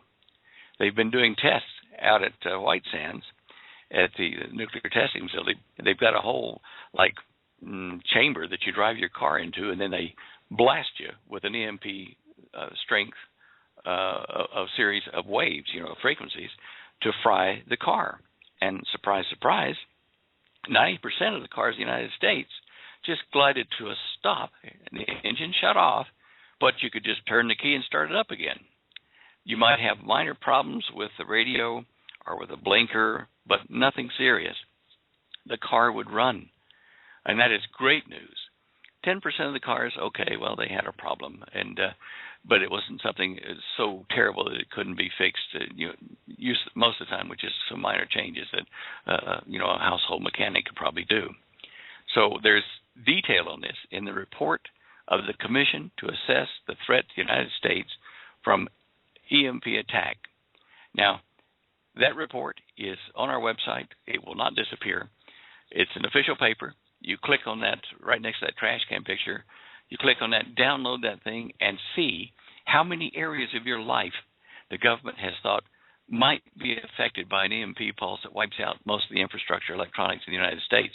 And there are things in there that you might not have thought about. Pacers. You might think, well, heart pacer, if I've got one of those and it goes off, I'm doomed. Not so. At least 80% of those it won't be a problem, because they've made these things with metal shielding, like a little Faraday cage around the heart pacer, so that it's not going to be affected by electronics or high voltage transmissions. And if they put the paddles on you to give electric shock to restart your heart, they don't want that to zap your pacemaker. So it's been shielded for that. So the good news is, most people won't even have a failure or any change at all to the pacemaker. And they note in the report that, well, okay, if the pacemaker does fry, it was there to assist you. And in the majority of those cases, the pacemaker may fail, but your heart will pick up the slack and start to try to get a regular rhythm itself. So you may have to reduce activities and be careful, but you won't be dead. And there are things about food, transport, gasoline pumping. You won't be getting any money or, cash using credit cards or things, because nothing will be working. But there are at least 10 major areas that they talk about. And one of them that has really been proven already is that for even 24 hours, like the blackout that occurred in 77 New York City for one day, over 3,700 people were arrested for crimes they committed looting, shooting, stealing, all kinds of stuff during that 24-hour blackout. And they said they only got about half of the people that made crimes in the darkness of New York City. That's in one day. Yeah, I remember that. I remember that blackout in '77, and I think that was just in the greater Manhattan area. I don't think that encompassed all the 5 boroughs, but I could be mistaken on that. There was the blackout in the Northeast after September 11th, where it took out most of the Northeast. Well, you see, that tells you that, okay, you better have some kind of a plan B in place to meet with your family members should you be away from the home when an EMP wipes out your cell phones and ability to communicate. And then plan C is when you get back together with your family, or if you can't, are they able to protect themselves against looters, like with that valuable metal lead. You're going to have to think like this because our country is not made up nowadays of people who are trying to help each other. In a crisis, they become, number one becomes more important, their family becomes more important, and they justify all kinds of crime, stealing, shooting, killing, whatever, in the name of helping themselves and their family. They just aren't honorable people when this crisis hits nowadays. People are too used to the good life here in America. Yeah, I agree. I think here too. A very simple thing to save your cell phone, if you know an EMP is coming, is get a Mylar bag and throw your phone in there and just put a clip on it like they show in that video there on my website there on that show images, and it will save your phone. And if the cell towers come back up and start running on emergency power or aren't totally fried, then you might be able to get a call through at some point in time after the EMP pulse. Excuse me. All right. Yeah, sorry. Go on. Stan, I wanted to ask you about this video you sent. You were telling me about the UFO hitting a... Yeah, I'm sorry. I muted myself. You were talking to me earlier about UFO attacks and destroys a Taliban base or a Taliban camp in Afghanistan. And I've watched the video a few times, and I don't know if that is real or not. It just because it looks like something that would be fabricated or from a movie. It almost looks like a drone to me, though. In a couple of frames I saw, it looked like a or not a drone, but a B-1 type hovercraft. Small. Yeah, well, small. Well, I wondered if it was a film as well, like had been faked. But I've enlarged this. I've taken it apart, frame by frame. And this is not to say that it can't be done by Hollywood or somebody with that talent, but the craft does look like a number of the experimental stealth-type bombers and fighters that have been made and just not released to the public. I mean, when you hear about a B-1, B-2, or, Wobbly Goblin, that kind of stuff, those things are 20, 25 years out of date when you hear about it. This thing here, I noticed that when it fired on the alleged Taliban site, that in the burst mode, there were several large flashes from that cockpit or that hemispherical area underneath the triangular wing. To me, that was not like a laser, plasma weapon or something that a normal sci-fi presentation would make. You'd look more like space type, super technology than what I saw there. What I saw there looked like standard, type explosives that were launched from that vehicle down to the target. And you could see the flashes. I couldn't see the actual object because the film was not high enough resolution. But so I'm of two minds about it, but I'm leaning toward that might be one of our real tactical advantages that was used in Afghanistan for helping out that Marine division there. I don't know. Well, either way, it's very interesting, and I appreciate you sharing that with me. Another issue I wanted to ask you about, Comet Linear. Astronomers are predicting a meteor storm at the end of May from Comet Linear debris, apparently. And they're saying it will peak between the 23rd and 24th of May, and it has the potential to produce 1,000 meteors per hour, which is a number I have not heard, I don't think, since paying attention to the meteor showers we see, and I know this is different, but could it really be that? Yeah, but when you look at it, 1,000 per hour, they might come in little groups, and then for 10 minutes you'd have nothing, or you might, if you space them out on average, you're looking at every minute you might see 14 or 15 meteors or meteorites eventually. Now, in the southern hemisphere, they'll get a better picture of it, or a better view of it than we will. But still, we will be able to see in the northern hemisphere some of that. And you don't know what the size of them will be. Are they sand grain size, or are they a threat? I don't even know if they have an idea yet of what size debris is going to come in the tail. Do you? Have you seen anything to tell you what size it is? Well, no. This article that I have here is from the International Business Times, and it does say that it shows anywhere from 100 to 1,000 meters per hour. It talks about this might be a storm instead of a shower. It does not talk about how big the meteors could be, which I don't even know if they have the ability to tell that. It's very difficult to tell when they don't light up when they're out there in space. Yeah, here we go. It says little is known about linear. It is thought to be around 1 kilometer in diameter and will approach Earth at the end of May. The distance is around 8 million kilometers, and the comet orbits the sun every 5 years. But it does not get into the size of the debris that we could be going through.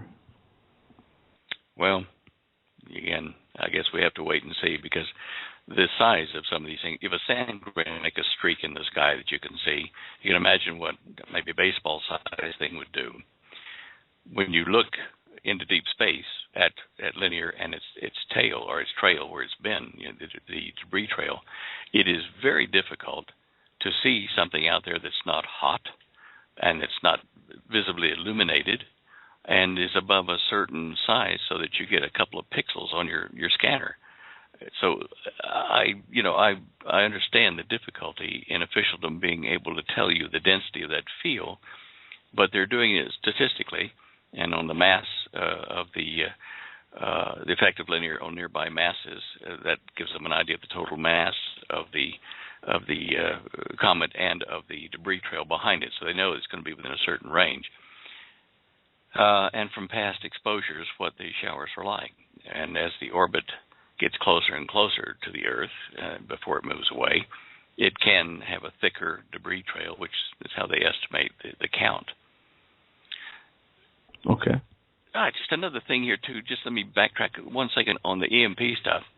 When the government there, the testing showed that the cars act like a Faraday cage because they're up on rubber tires, and they're pretty good because you can still get your radio to work and that kind of stuff.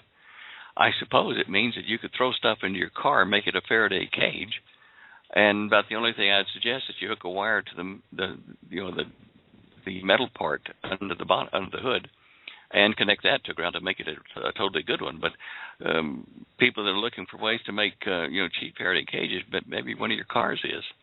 Just a thought. Anyway, I'm off of that and back to comments now. Oh, that's interesting. Okay, along the same line of thought, what about a microwave? Same deal, right? Oh yeah, microwave. Yeah, you can throw small stuff in there, slam it shut, keep it connected. But the microwave produces radiation similar to like an EMP, and you wouldn't want to have that fry you or hurt your eyes and stuff. So they build those shields in them, and those little front doors have got little holes in that metal shield. Those holes are of a particular diameter so that they will block all wavelengths down to that size. And conversely, they'll block wavelengths coming in down to that size. Now, if you really want to get busy about it, you can put an aluminum foil sheet, tape it inside the microwave, not when you're using it, but just as a Faraday cage to protect things.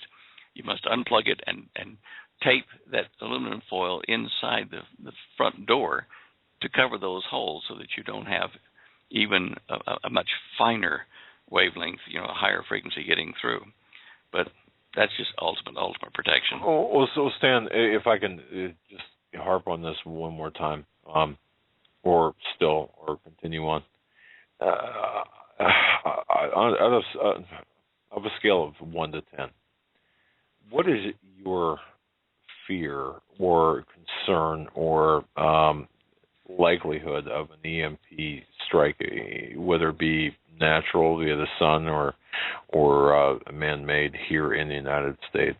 On a scale of 1 to 10, 10 being the most likely, and of course 1 being the least likely. You mean what source of the EMP or when? I think it's wow. If yeah, and I guess you just answered the question. But yeah, it's an old thing, not if but when. But okay, not when but if, or something. Anyway, the thing is that with the tensions between the United States and Russia, and to a degree China, over various moves in the Middle East and in Europe, Ukraine, Crimea, Iran, Israel, these kind of things make it very easy for a limited nuclear exchange to occur. And it only takes one. We know the Russians have tried it. We've tried it here in the United States to test the EMP effectiveness. And they're getting very clever to the point where they can make that EMP bomb at high altitude so effective and so clean that it just kills the electronics and doesn't do much damage underneath, in the ground, 200, 300 miles below. I remember asking Werner von Braun years ago when I met him in Dallas, do you plan to do some tests with nukes in orbit, which is only a few hundred miles up there, to see the effects? And he just smiled and he says, oh, well, you never know. So back in the 60s, they were considering things like that. Wow. Well, just the fact that you were talking with Werner von Braun, that's, I'm sure you could tell some stories there, but wow, interesting. Yeah. Yeah. I didn't mean to sidetrack you with the continued EMP discussion. Go ahead. You were going somewhere when I derailed your thought process. What planet are we on? Where am I? Look, I'm going to have Holly put a piece of software, or you won't see much of it except one little box you click and type in your email on our main website page. Since she's not updating it every day to the degree that she used to, we're going to put a little piece of code in there so that whenever we add something to that page, if you even change a word on that page, it will send you an email. People that sign up to it, it'll send you an email, and it'll tell you, go check this website out, standeo.com, because something has changed on that page. And that way, if you forget to check someday to see if anything's happening there, you'll know. And this is a service that's been around for 20 years, or 15, 16 years anyway. And it's a free service. There are a lot of people that do it, but we'll just put the code up there for you. You type in your email, and it'll send that, our website URL to this company that does that. And with your email, they will be able to send you a notice anytime anything on the page changes. So that'll help you out a bit so that you'll stay informed. Yeah, sounds very convenient. Yeah, it is. And I got a question for you, Stan. I know you said you were able to start your garden. What are the most productive fruits or vegetables or things that you would grow in your garden to get the most out of the least? Well, corn is not one of the high priorities. It's not got a high protein or carbohydrate or caloric value like you need, but you want trace minerals, iron, various things like that from your leafy green vegetables, various types of lettuce. Celery is good. You want some flavor in your diet, so you can grow garlic and onions. This year we've got peppers, grapes, blueberries, raspberries, watermelon, acorn squash, cantaloupe. We do have corn, but not a lot of it. Let's see, we've got some cilantro spice, beans, peas. What else? Radishes, and we've planted those in rotating crops so that they'll come due several weeks apart, so we can keep them in the ground like that. Gosh, Holly, what else? Did I forget anything? Celery, I said that. We haven't got any cauliflower yet? Broccoli, yeah. I know those are bad words. Who eats, broccoli or whatever, but it is good. And and one crop we've got, which is almost a weed. It's so prolific, it's hard to kill, and you don't want to. It's called a Jerusalem artichoke or a sunchoke. Now, one of our neighbors and even myself, we have trouble with blood sugar levels, and which can develop into diabetes if you don't treat it by diet. Jerusalem artichoke, eating the root from that, probably the size of a hen egg twice a week, mitigates, helps to heal the body of the problem that would normally develop into diabetes, and in some cases it has been known to back off diabetes completely. So this is a medicine that's good on your salads because you just peel it like you do a potato, slice it up, and it's like what do you call those little white things that you put on salad, the crispy things?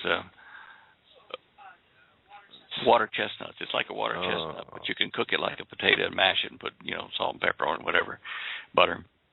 I eat it raw.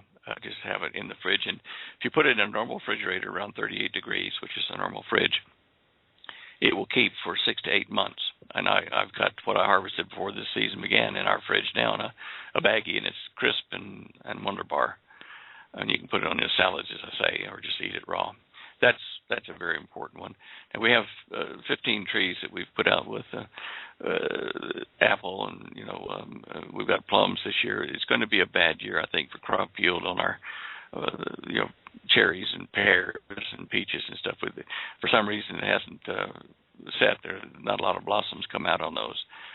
But again, these things are in the high desert here in Colorado, and we're kind of taking a crapshoot to make them work in this kind of weather and wind, but we're trying, and we've had enough to have. We've got cherry jam and plum jam, and we've got canned peaches and stuff from 2 seasons ago even. Those are important things. Well, because of your location there, state law, Cinderella 99, Blue Velvet, Special Queen, Purple or Silver Haze, and other moderate THC type plants, for gardening. That'll make you hungry and not fill your stomach. I wasn't sure where you were going for a second, but then I recognized those weird names were for marijuana. But I suppose people could grow that kind of stuff here too. People do it. But the weather here, we're in a very changeable weather here in Colorado most of the time, but in the high desert it can be quite brutal. Fortunately, we're now entering the good part of a 20-year cycle of drought, so that the drought's almost over, I think, and we're going to be seeing more wet and hence more crops for the next 6 to 8 years. It'd be good because we've got a crop of tumbleweeds you wouldn't believe, but that also means we get grass and other things growing.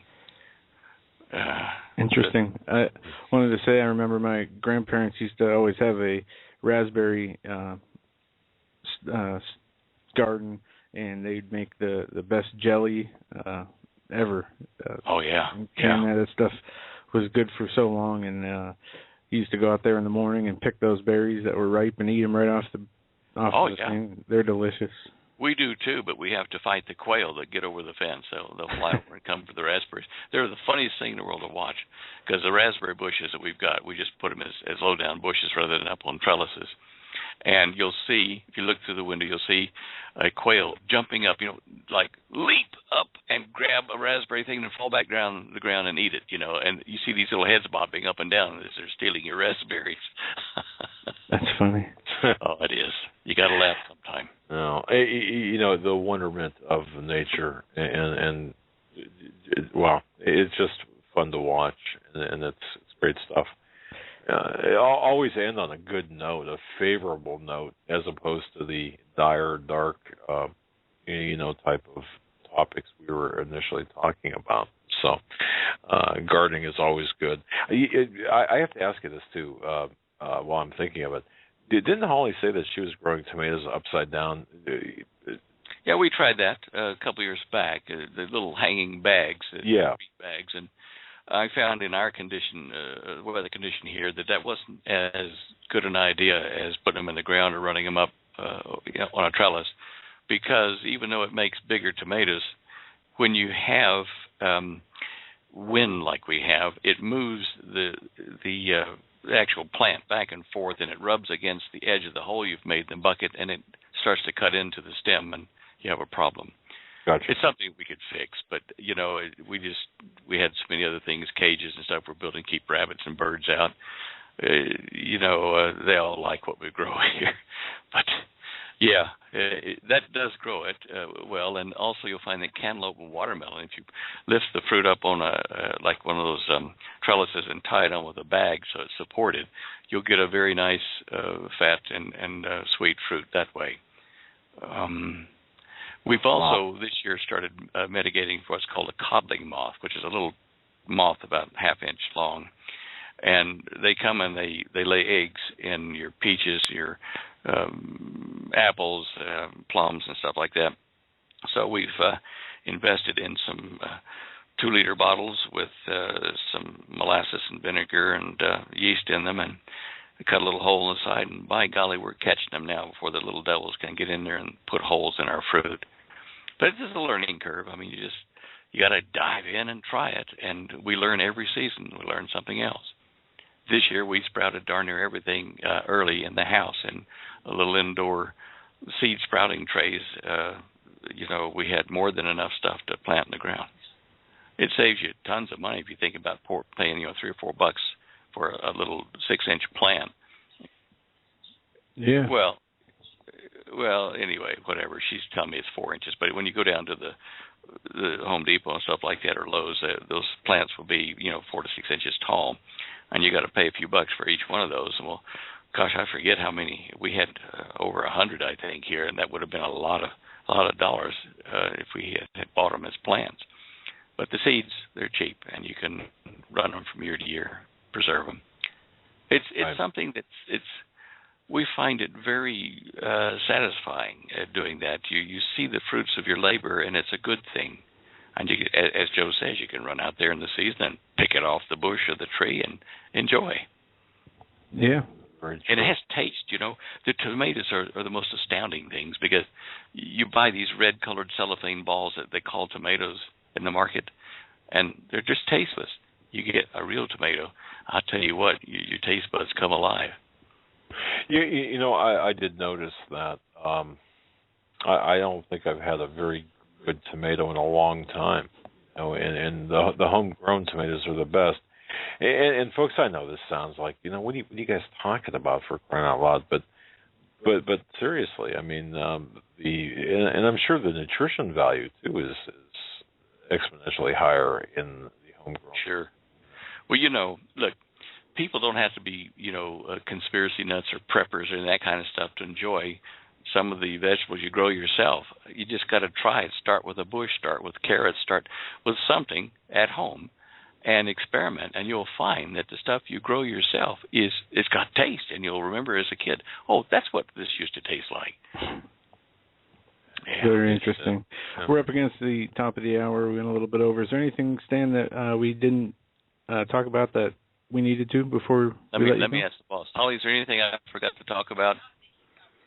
She says. For this Tuesday, May 6th edition of the Hagmann and Hagmann Report, we are going to be taking your phone calls and hitting a few pieces of news. First piece of news I want to hit today is this: U.S. businesses are being destroyed faster than created. The American economy is less entrepreneurial now than at any point in the last 3 decades. That's the conclusion of a new study from the Brookings Institution, which looks at rates of new business creation and destruction since 1978. Not only that, but during the most recent 3 years of the study, 2009 to 2011, businesses were collapsing faster than they were being formed, which is a first in our country's history. It goes on to say that due to the national numbers, to look at the change in the metro levels to rural levels, to see the trends that are happening, is very frightening and worrisome, to say the least, since we know, I think it's 7 out of 10 jobs are created by small businesses, or 8 out of 10, but they are being hammered by regulations through Obamacare, the Obamacare, other regulations, and this is a trend we're seeing. We just talked last week, I believe, about how a few minority of Americans who are working are paying the share for 100 plus other million Americans who aren't working for whatever reason and receiving some sort of benefit. And we've talked about this at length with V and Steve and many people who all concur that this is, we're seeing the end of our economy. And I don't know if you saw this, Dad. Well, before you go on, I just want to say this. I had a meeting with my health insurance provider. My health insurance is going to be canceled at the end of June, and we had to select another provider. And I said, there's just no way that we are going to involve ourselves in the Affordable Care Act or the marketplace or whatever they call that. And as I spoke to this representative, just very briefly, it became clear to me that the insurance industry has already been destroyed. It doesn't matter, for example, when I say it doesn't matter, it doesn't matter from a practical perspective. If you stay out of the Affordable Care Act and go with your own insurance provider, the damage to the insurance industry has already been done. There's no walking it back. Not to change the subject, I too lose my health insurance in June as well. So I got to get a meeting with somebody and see if I can't find some policy that is affordable, that is not Obamacare. And I just want to say, too, our premiums went up. Well, they more than doubled. More than doubled? More than doubled. That's not bad in thinking about some of the people's stories I've heard, but that is very, harsh. IMF loan to Ukraine is in SDRs, not in U.S. dollars. This is the first that we know of a loan by the IMF headquartered in D.C., Washington, D.C., specifically a loan in SDR, special drawing rights, rather than the U.S. customary dollar. As with most policy changes from Washington, they ease changes into existence. This seems to be the first start of the use of SDRs. If this is the start of the use of SDRs, then in return, it is also the start in not using the U.S. dollar for IMF loans, which are essentially U.S. government loans. It goes on to talk about, we have to consider that the dollar is no longer sought after or considered valuable worldwide, and perhaps won't be of the same value during the course of the loan as it is today. Well, folks, this is extremely important because we had mentioned this, we had talked about this, the entire agenda from Ukraine to Syria to Libya to the Middle East to China and Russia, of course, being the countries behind the proxies. In the BRICS nations, all of this, Iran, what we're seeing is the killing off of the U.S. dollar as the world's reserve currency. End of story. That's it. And I'll say this, the BRICS nations, the more I think about this, they're not destroying the dollar. We've destroyed the dollar. Oh, yeah. Exactly. They're setting up a fail-safe, so in case the dollar does collapse, it's not going to collapse, the whole world economically, that there will be some nations that are superpowers that will survive. In all of the conversations that I hear talked about Benghazi, I don't hear the bigger picture discussed, and part of that bigger picture is the economic factor, which they're setting up. The globalists, the industrialists, whatever you want to call them, the Satanists, it doesn't matter. Whatever term you'd like to use, they're setting up they're setting us up to take. Oh, let me rephrase that so I'm technically accurate. Syria, of course, Benghazi, all of this in the larger scheme of things. This is all part and parcel to changing the geopolitical structure of the Middle East landscape, which will in turn deliberately change the way we do business, and of course, it's the our process of killing the dollar. The criminal cabal within our government is actively out there killing the U.S. dollar, and that's robbing wealth from you, ladies and gentlemen, you, the average citizen. And it just kind of really gets to me sometimes when I see people saying, well, all Steve and V talk about, it sounds like an infomercial for gold and silver. Well, what else is there that's going to protect your wealth? Of course, right. Food and water and lead in the form of ammunition. But they're trying to give advice to preserve your assets, and it can be done in many ways. Silver and gold aren't the only ones, but they're definitely convenient. Most recognized, yeah. And they're the ones that have been, known as money since the dawn of money history, I guess you'd say, from what I understand. But wait, you know what? I'm going off script here too. Before I forget about this, folks, Butter D Zillion, if that name doesn't ring a bell to you, then you haven't listened to our program. Long-term storage butter from American Travel Wholesale? It's butter by the zillions. No, Butter D Zillion, fantastic researcher, of course, the blog. She was on our program here not too long ago talking about the death or the murder, perhaps, the strange circumstances of the death of Loretta Fuddy. Okay. And just to be clear about this, and I'm going to say this again because there's still some people who are attempting to create dissent where none exists and none ever existed. We, the Hagmann and Hagmann Report, are stand behind the cold case posse 100%. And support them 100% in their endeavors and in their. We could not do what they do.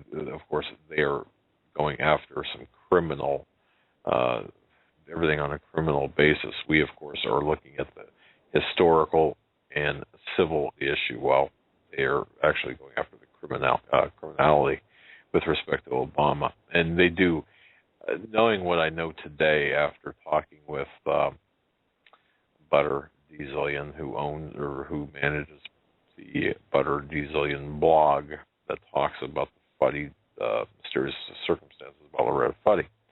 I will say this: the information that the cold case posse has and is preparing, and there are a lot of twists and turns. People say, "Well, where's this information everyone's talking about?" It's coming. Just be patient, because it being familiar with investigations, and Joe, you know this. You think you've got things pretty well done and handled, and something arises, or things just you need to get something else, and it seems to keep evolving at times. Patience, but I do feel that it's going to come out here in the short term that their findings are going to be pretty earth-shaking, and as they put it, universe-shaking. I believe that. But watch for more information about the Fuddy case as well. I wanted to mention that before I forgot that. Yeah, and I heard you say Benghazi, and I heard Chris Matthews, make an assessment saying it was just a Republican thing that they've turned into politics. We have a 14-second clip called "Blowing Off Benghazi." Oh yeah, you got to hear this. Here it is. Was it because of a protest, or was it because of guys out for a walk one night who decided they'd go kill some Americans? What difference at this point does it make? This process has been a sideshow. Benghazi happened a long time ago. Dude, this was like 2 years ago. Do you have any regrets? David, no. What is happening here, and it's stoked by the talk radio personalities in Fox News, is this alternatively... Get past the Benghazi witch hunt. Benghazi. You ask them what they had for breakfast, they say Benghazi. This thing called Benghazi. Benghazi. Will the Republicans ever shut up about Benghazi? Well, it's a serious distraction at the very least. Attempts to turn this into a scandal have failed. They're whitewater, they're fake, trumped up thing that they want to go for. Their old tried and true red herring on Benghazi. It's like one notch more respectable than birtherism. The other Benghazi is hashtag Benghazi. Pushing these Benghazi conspiracy theories. But it wasn't a conspiracy, and there aren't aliens in Area 51. They're back to Benghazi. With respect to Benghazi. Phony scandal, phony scandal, phony scandals. Phony scandals, phony scandals, phony scandals, Benghazi. Phony scandals. Benghazi. Why aren't we talking about something else? There you go. Benghazi. Why aren't we talking about something else? I'm bleeding from my ears after that. Oh, yeah, that's just for you. You know, once again, four people died, 4 Americans died, but no one is talking about the 250,000 Syrians who were murdered, the men, women, and children who have been murdered, the tens of millions of people who have been displaced, Syrians. And we know now. Folks, so what does that have to do with me? Yeah. Well, you take a look at your future, because right now they are actually crucifying Christians. Well, what would they do to Cleveland Indians fans? Because that's what I care about. Oh, yeah. Boy, you're full of spunk tonight, aren't you? No, I'm just messing around. No, it is crazy to see. We had the whole thing that it's been 2 years now where Benghazi came out, the ambassador Stevens died.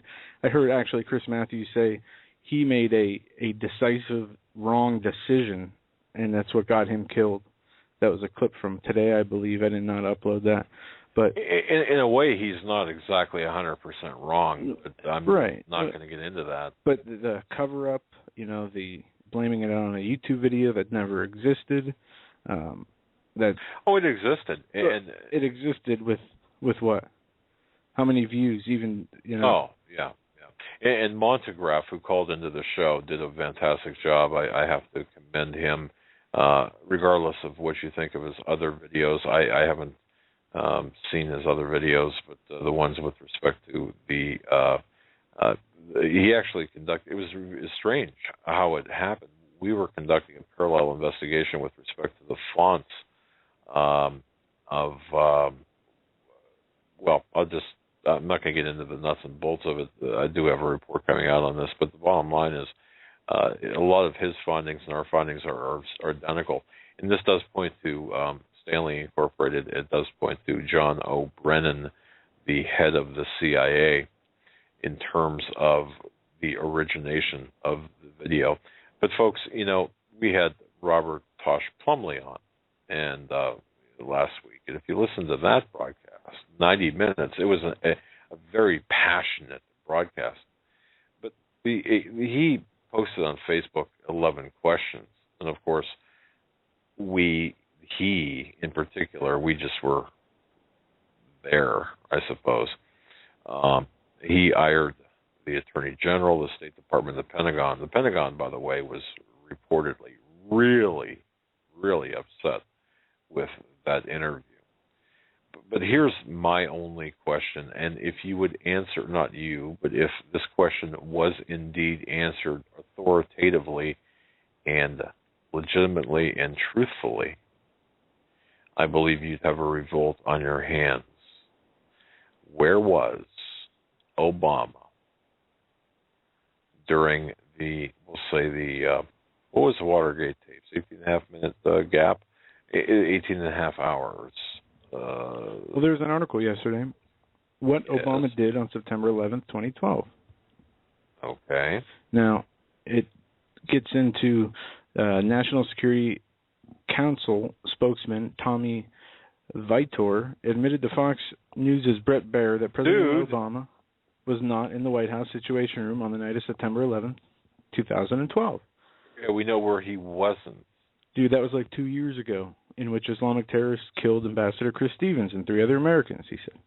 This administration was a long time coming, in part because mainstream media reporters refrained from asking. In fact, it was not until May 19th, 2013, 8 months after the attack, that a newsman asked a White House spokesman what Obama did that night. The newsman was Chris Wallace of Fox News. And I might add that it wasn't until May 19th, 2013.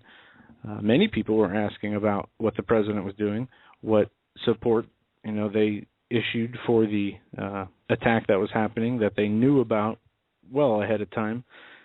And then they turned around and lied about why it happened, how it happened, and not only that, they lied about what was attacked. The only thing they didn't lie about are the people that were killed. They lied about why they were killed. They lied, and now they're saying it's the next birtherism. But it goes on to say that they don't know where he was, but it gives a sort of a timeline that he had a phone call. Obama had a phone call or a meeting, with Panetta and Dempsey, and Obama was in the White House for a pre-scheduled meeting. They discussed the attack. They authorized Obama, Dempsey, and Panetta authorized to take relevant steps, leaving specifics up to Panetta and Dempsey. Then they had no further contact with the president that evening, none at all. Okay, and there it is, folks. If you and I will throw this out there, if people knew what he was doing, no further contact with Obama. If people knew, you're muted, sir. What's the difference if he was playing golf or watching TV or playing with his kids or on a there's flight yeah, and that's a good point. It's my contention. He was still absent. Well, correct. And there's two parts to this. What was he doing specifically? And I think that will tell you more about Obama than anything else. But the equally important aspect of this, if he was absent, who then was the commander-in-chief or making the decisions that evening? Now, let me just toss out a couple of things to you folks. One, and write this down or keep this in the back of your mind. Department of Defense, State Department liaison. Okay, just keep that in the back of your mind, or you're going to be hearing about this. Also, and I just want to let you know how, to understand how big this is. Before, I'm just going over some notes. And I have a story after you're done on Syria, which is relevant. Okay, well, let me just say this, and I'll just close this out, because I am doing another series of reports about Benghazi. We've got to keep tension on the line. We've got to demand answers. And, folks, please remember, now this has been documented, that the terrorists, the proxy terrorists, or the terrorists, the Muslim terrorists that attacked the CIA compound in Benghazi. Or protesters, whichever narrative you believe. Well, they knew the exact location of the safe room where Stevens and the security team sought shelter. Right, which is not in the actual CIA compound itself. Correct. This was a very well orchestrated, very well organized, a military operation. And I must emphasize, the attack was a military operation, using military weaponry, using military signals. If you, this was reported, by the way, from the late Florida House of Representatives Congressperson Bill Young. He met with a diplomatic agent who was on the ground there, David Ubben, at Walter Reed. This was last summer. In fact, both of them, the congressman and Ubben, were both patients at Walter Reed. After Young's death in mid-October, his widow, Beverly Young, had released the information that he had gained from this individual. But he had emphasized that this was a very top-level, highly sophisticated military type of operation, and the attackers had knowledge of nearly everything in that compound. They knew where the gasoline was, they knew where the generators were, they knew where the safe room was. They knew a lot more than they should have ever known. And don't forget, there are two other people involved in this narrative here that we need to take a look at. One is Ben Rhodes. don't forget that Ben Rhodes, in addition to being in the White House, well, he's in the White House. His brother is, of course, with CBS News. Do you think there's any type of conflict there? Need I ask?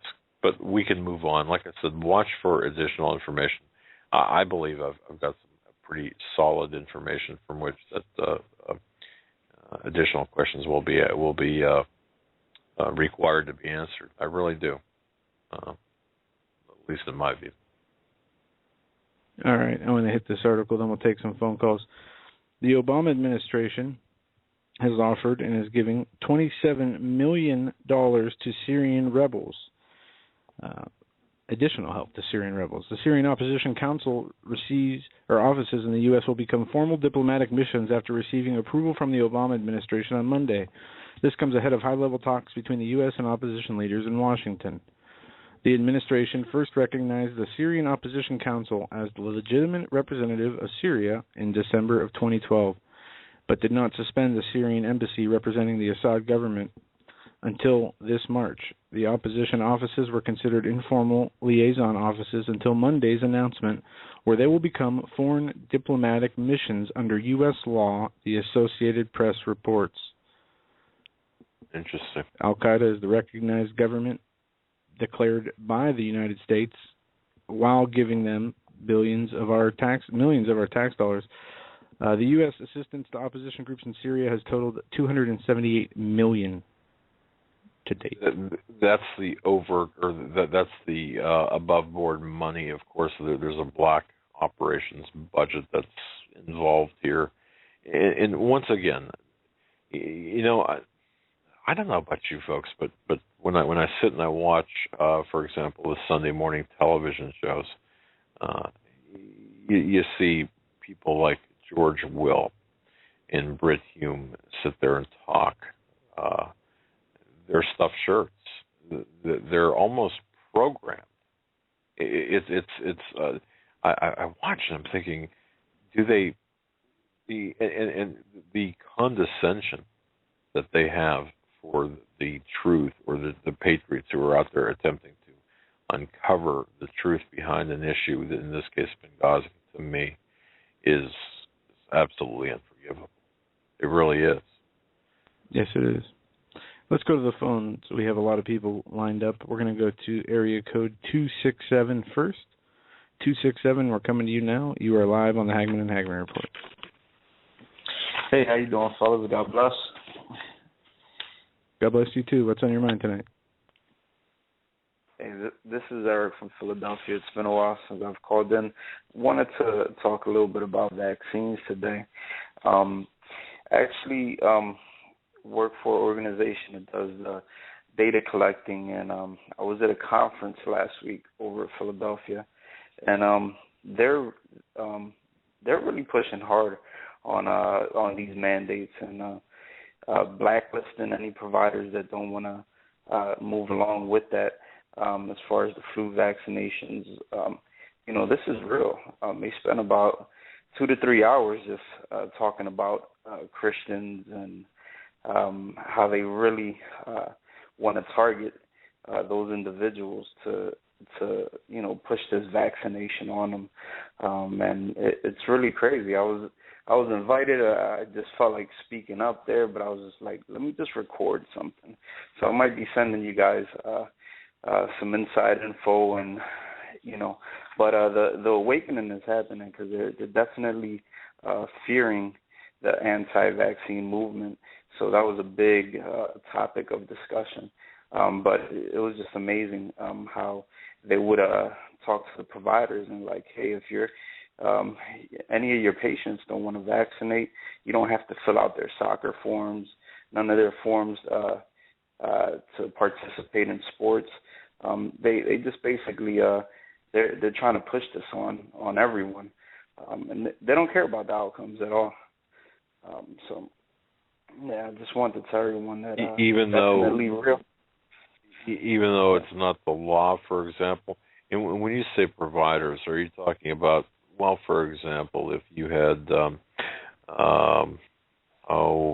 it's a CVS Pharmacy is a big pharmacy across the country, I believe. If CVS says, no, we're not going to participate in your vaccination program, is that what you mean by providers? Yeah, so the providers, the doctors' offices, basically this conference had all of the local hospitals and doctors' offices. They were doing like this big mind control thing, basically saying, hey, look, whoever doesn't vaccinate, even employees, just start eliminating those employees. So just a warning to anyone that works in the healthcare field, especially in Philadelphia, they're going to start weeding you out. If you don't want to vaccinate, that's fine. They're going to fire you. I have audio from that conference, and it's really scary. They've been doing this throughout the healthcare industry for the last few years now. We've had a few listeners that have called in and told us that they've been given a decision and were told they have a choice. They either get the vaccination as employees or they lose their job. And most have decided not to get the vaccination. And, this is going to extend beyond the healthcare industry pretty soon.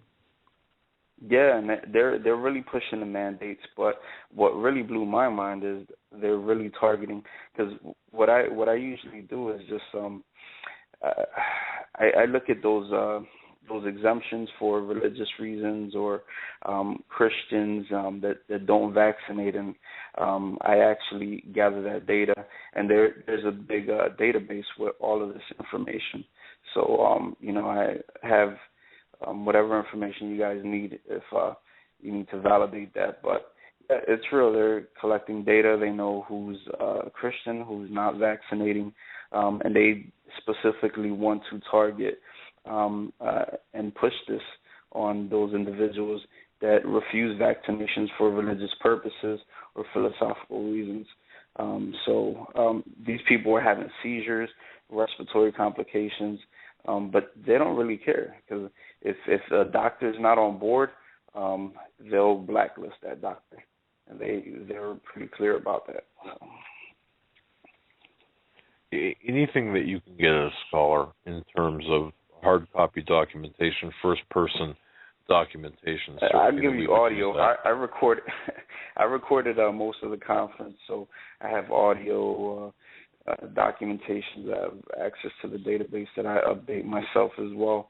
I'm not proud of doing what I do. Definitely praying about another line of work. But, I am a watchman, and I'm waking up the people as best as I can in the process of transitioning to some other type of employment. But the stuff that you guys are sounding the alarm on, it's the real deal. Thank you for letting us know that, and certainly we'll take whatever audio that you would have in any format that you could possibly forward to us. We'd really certainly appreciate that. We will go through it, and report back to the people, our listeners, as well as play certain parts that we're authorized to, depending on how what the situation is. Something that we could talk about off air, caller. Okay, definitely. I'll forward that over, get it together, try to have it to you guys by tomorrow. But yeah, don't vaccinate if. Don't let anyone push this on you. Don't compromise, because it's not worth it. Absolutely. People are dropping seizures, respiratory complications. Even the pharmaceutical companies were in there talking about the Tamiflu, what they give you for the flu, the medicine that they give you was unhealthy. So it's just everyone's making money off of it, and they really don't care about your well-being at all. So I'm sick of it, and yeah. Absolutely, and we look forward to getting that information, and we want to thank you for your call. We're going to move on to another call. God bless you, and have a good one. God bless. To the international line. Let's go to the international line. Joe? Here we go. International caller, possibly country code 13. Hello? Hi. Hello, this is Constance from France. We How recognize your voice. With the first hello, I knew it was Constance. So it's great to hear your voice, Constance. How have you been? Oh, I would love to congratulate you. You have a fantastic show. I listen regularly, and I must tell you, thank you for all the information that you have been giving. It's fantastic. Earlier, wow. You were talking about Benghazi, and I would just like to say about Benghazi, we have a lot of misinformation about Benghazi, but what nobody has ever been speaking about, because it was not only the U.S., but it was also France was in the intervention, and also Britain. But we never hear about, they never give information about what was the exact involvement of France. Was France also had black operations in this death of your ambassador, Mr. Stevens? Nobody has ever spoken about that. And we also know that France and Britain are actually at present heavily involved in Syria also, but nobody is speaking about this, and also in our newspapers, nobody is talking about what is going on, about the Christians, about all the deaths that is happening. But I'm not surprised, because our journalism here in Europe, especially here in France, is controlled by heavily influenced by the United Nations. So we don't get the reports that, if we don't go into the other medias and the other sites, we don't get the reports that are coming out. But it's very funny about Benghazi. We never hear about French involvement. What was France's involvement in Benghazi? We never hear about that. Well, Constance, you raised a very good point. We had talked, in fact, I had written about this, and Michael Reagan, from Building on a Kernel of Truth, that was published back in September, I believe it was, of 2012, wrote about this as well. The British and the French, they all had interest in the warehouses and the storage depots, and also in the training and the logistics aspects of weapons and personnel all across northern Africa. So this was not just merely the United States. This was a multinational. It was a coalition. And it was also a black operation. But nobody is speaking about the black operation. And what happened, as you said before, when you were talking about Benghazi, these people were heavily trained. They were special, and they were specially operators. It was not, something that was a band, a gang that got together and decided to do this. It was practiced somewhere. They knew the layout of they had the plans. They had been practicing for this, and it was too well organized for just to be a last-minute idea. And when they were ordered to stand down, what did France and Britain do at that time? I would like to have those answers, because we also stood down and didn't do nothing about it, and we were very close. Interesting question, and I do believe that the United States was the people, the cabal within the United States government, led the French and the Brits, the Saudis, Qatar, and so on in this operation. They spearheaded the operation. So, the stand-down order, you're right. And that begs the question as well, just talking about the stand-down order, if in fact Obama was not, we know where he was not, and that's in the Situation Room, then who was acting commander-in-chief at the time? Because that's what we have, don't we? We've got an acting commander-in-chief. Yes, we do. But everything about Obama, we still don't know who he is. We still don't know where he's from. We still don't know anything about his family background. We know nothing about Michelle. and he is influenced. All he does is play golf and goes from country to country and from country to country, and we have no intel about his past, about what is he planning to do, the future. What is going to happen with Obama when he finishes his presidential term?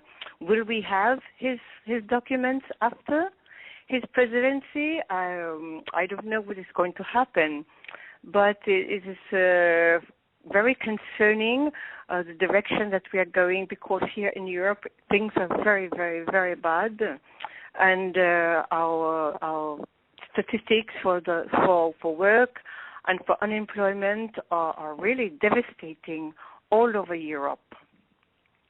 So I think that is all I wanted to say. And I wish you a very good evening, and thank you very much, and I enjoy your show. God bless you, Constance. Our foreign correspondents are from Bordeaux, France. God bless you, Constance. God bless you so much. Goodbye now. Bye-bye. Au revoir. Right. It's great to have. She's just a marvelous lady, and of course, It's been a while since we've heard from her, and it's glad to hear her calling. Actually, she's seen some of her postings on Facebook. Very timely. Very timely. Go ahead. All right, let's get in another call here. We're going to go to area code 720. 720, we're coming to you now. You're live on the Hagmann and Hagmann Report. Hi, I think that's me. That's you. Is it? Yep. Okay. This is Ricky. I think we've talked before. I was writing a letter today, and I kind of felt like the Holy Spirit was leading me, and so I was wondering if I could just read it. It probably is only about a minute long. Sure. And Go ahead. It's kind of compacted of what's going on. So it's okay? Mm-hmm. Sure. Okay. In Genesis, the seed means the DNA. Our government is messing with our DNA.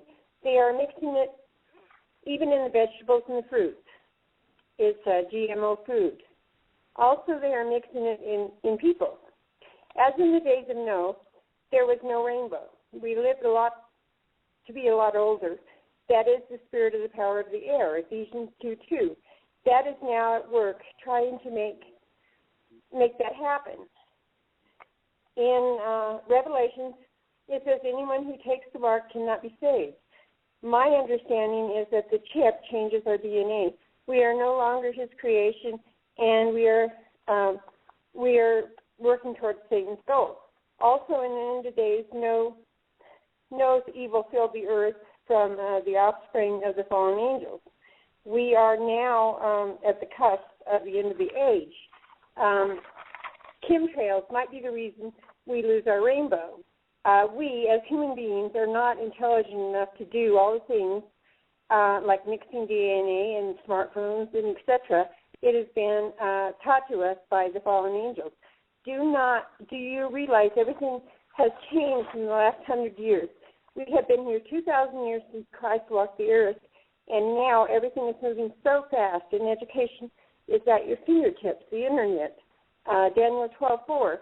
Behold, I have told you these things before they come to be.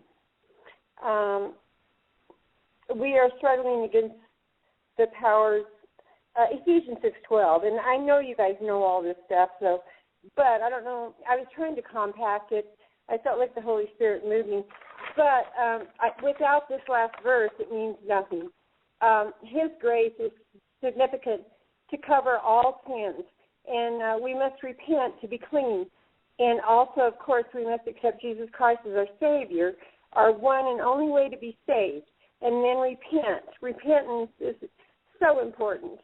And then turning away from our deeds. Anyway, I was moved by the Holy Spirit to tell you that, and I know you guys probably know that, and your audience probably knows that, but it's kind of compacted, and that's what I had to say. Well, thank you very much. Yeah, we are. Thank you so much for that. You encapsulated quite a bit in a very short amount of time. We appreciate your time. Thank you very much for your call, Rick. And thanks for reading that. Absolutely. Okay, well, I appreciate everything you guys do, and I am just so overwhelmed with what you're bringing to the public. I love you guys. So thank you so much too. God bless you. You have a good night. Stay tuned for tomorrow night with Bill Salas. My goodness, Bill, that's going to be an incredible topic about Psalm 93 and about the Israelstein book. By the way, Greg, if you're listening, I just saw your email a little bit ago. I do owe you a telephone call, Greg, if you're listening. I apologize. I just happened to see your email, and I owe you a phone call. We'll talk tomorrow. Along with that, what was the old World War II? The man with a long mustache peeks out the window. I don't know. Go ahead, Joe. We're going to take one more call, and I think this is from Alabama, 205. 205, we're coming to you now. You're live on the Hagmann and Hagmann Report. Good evening, gentlemen. How are you doing? Good. How are you? Fantastic. Hey, this is Ken in Birmingham. Guys, it's always great to have Stan Deo on, and I appreciate his information about EMP and about the metal garbage cans there to try to shield your electronics. But I've been thinking, is it really wise to try to save a cell phone? Because even if you save your cell phone, if there is a bad EMP blast, wouldn't that knock off all of the cell phone towers, all the transmitters? And cell phones can't talk to one another without a transmitter site in between them, correct? Yeah, I believe you are correct, and it's funny you say that because my father was off air when Stan was talking about that. He was going to ask about the cell towers, and we never ended up doing that. And that's something we can ask him next week. But logic would, you'd think that because an EMP, we're not prepared for an EMP, the power lines aren't even grounded properly, that the cell phone towers wouldn't work at all. Right. I certainly cannot speak to the cell phone towers or the cell phone industry, but I seriously doubt that they've done much to harden their towers from an EMP attack. So it would seem like to me the thing you might would be one of these handheld radios like you can buy at Walmart. I believe they're called FRS, or Family Radio Service. They have advertised distances of something like 15, 20 miles under ideal conditions. It seems like to me you might want some of those, and maybe other relatives and family members to have some, so that perhaps maybe you might be able to communicate with each other if you needed to. Absolutely. That or perhaps an old CB radio. I haven't had a CB radio since the late 80s. I need to get back into that and get a CB radio maybe, but something have as a backup for communication. Just a thought. So I just thought I'd throw that out there. Yeah, it's a great idea. From what I understand, analog will be the only way you can communicate after that. So going back to the old systems that were used during that time would make sense. And caller, you closed us out tonight. I want to thank you for the call. We're going to let you go. Bye-bye. Have a great night. That'll do it, folks. You've invested 3 hours of your time. We thank you very much for hanging with us. We really appreciate everything that you do, your emails, your letters. We read them all. As I said, Greg, you'll be hearing from me tomorrow. Joe? Tomorrow, Bill Salas. He'll be on with us the first 2 hours. Don't miss that show. Until then, stay safe. God bless. We'll see you tomorrow.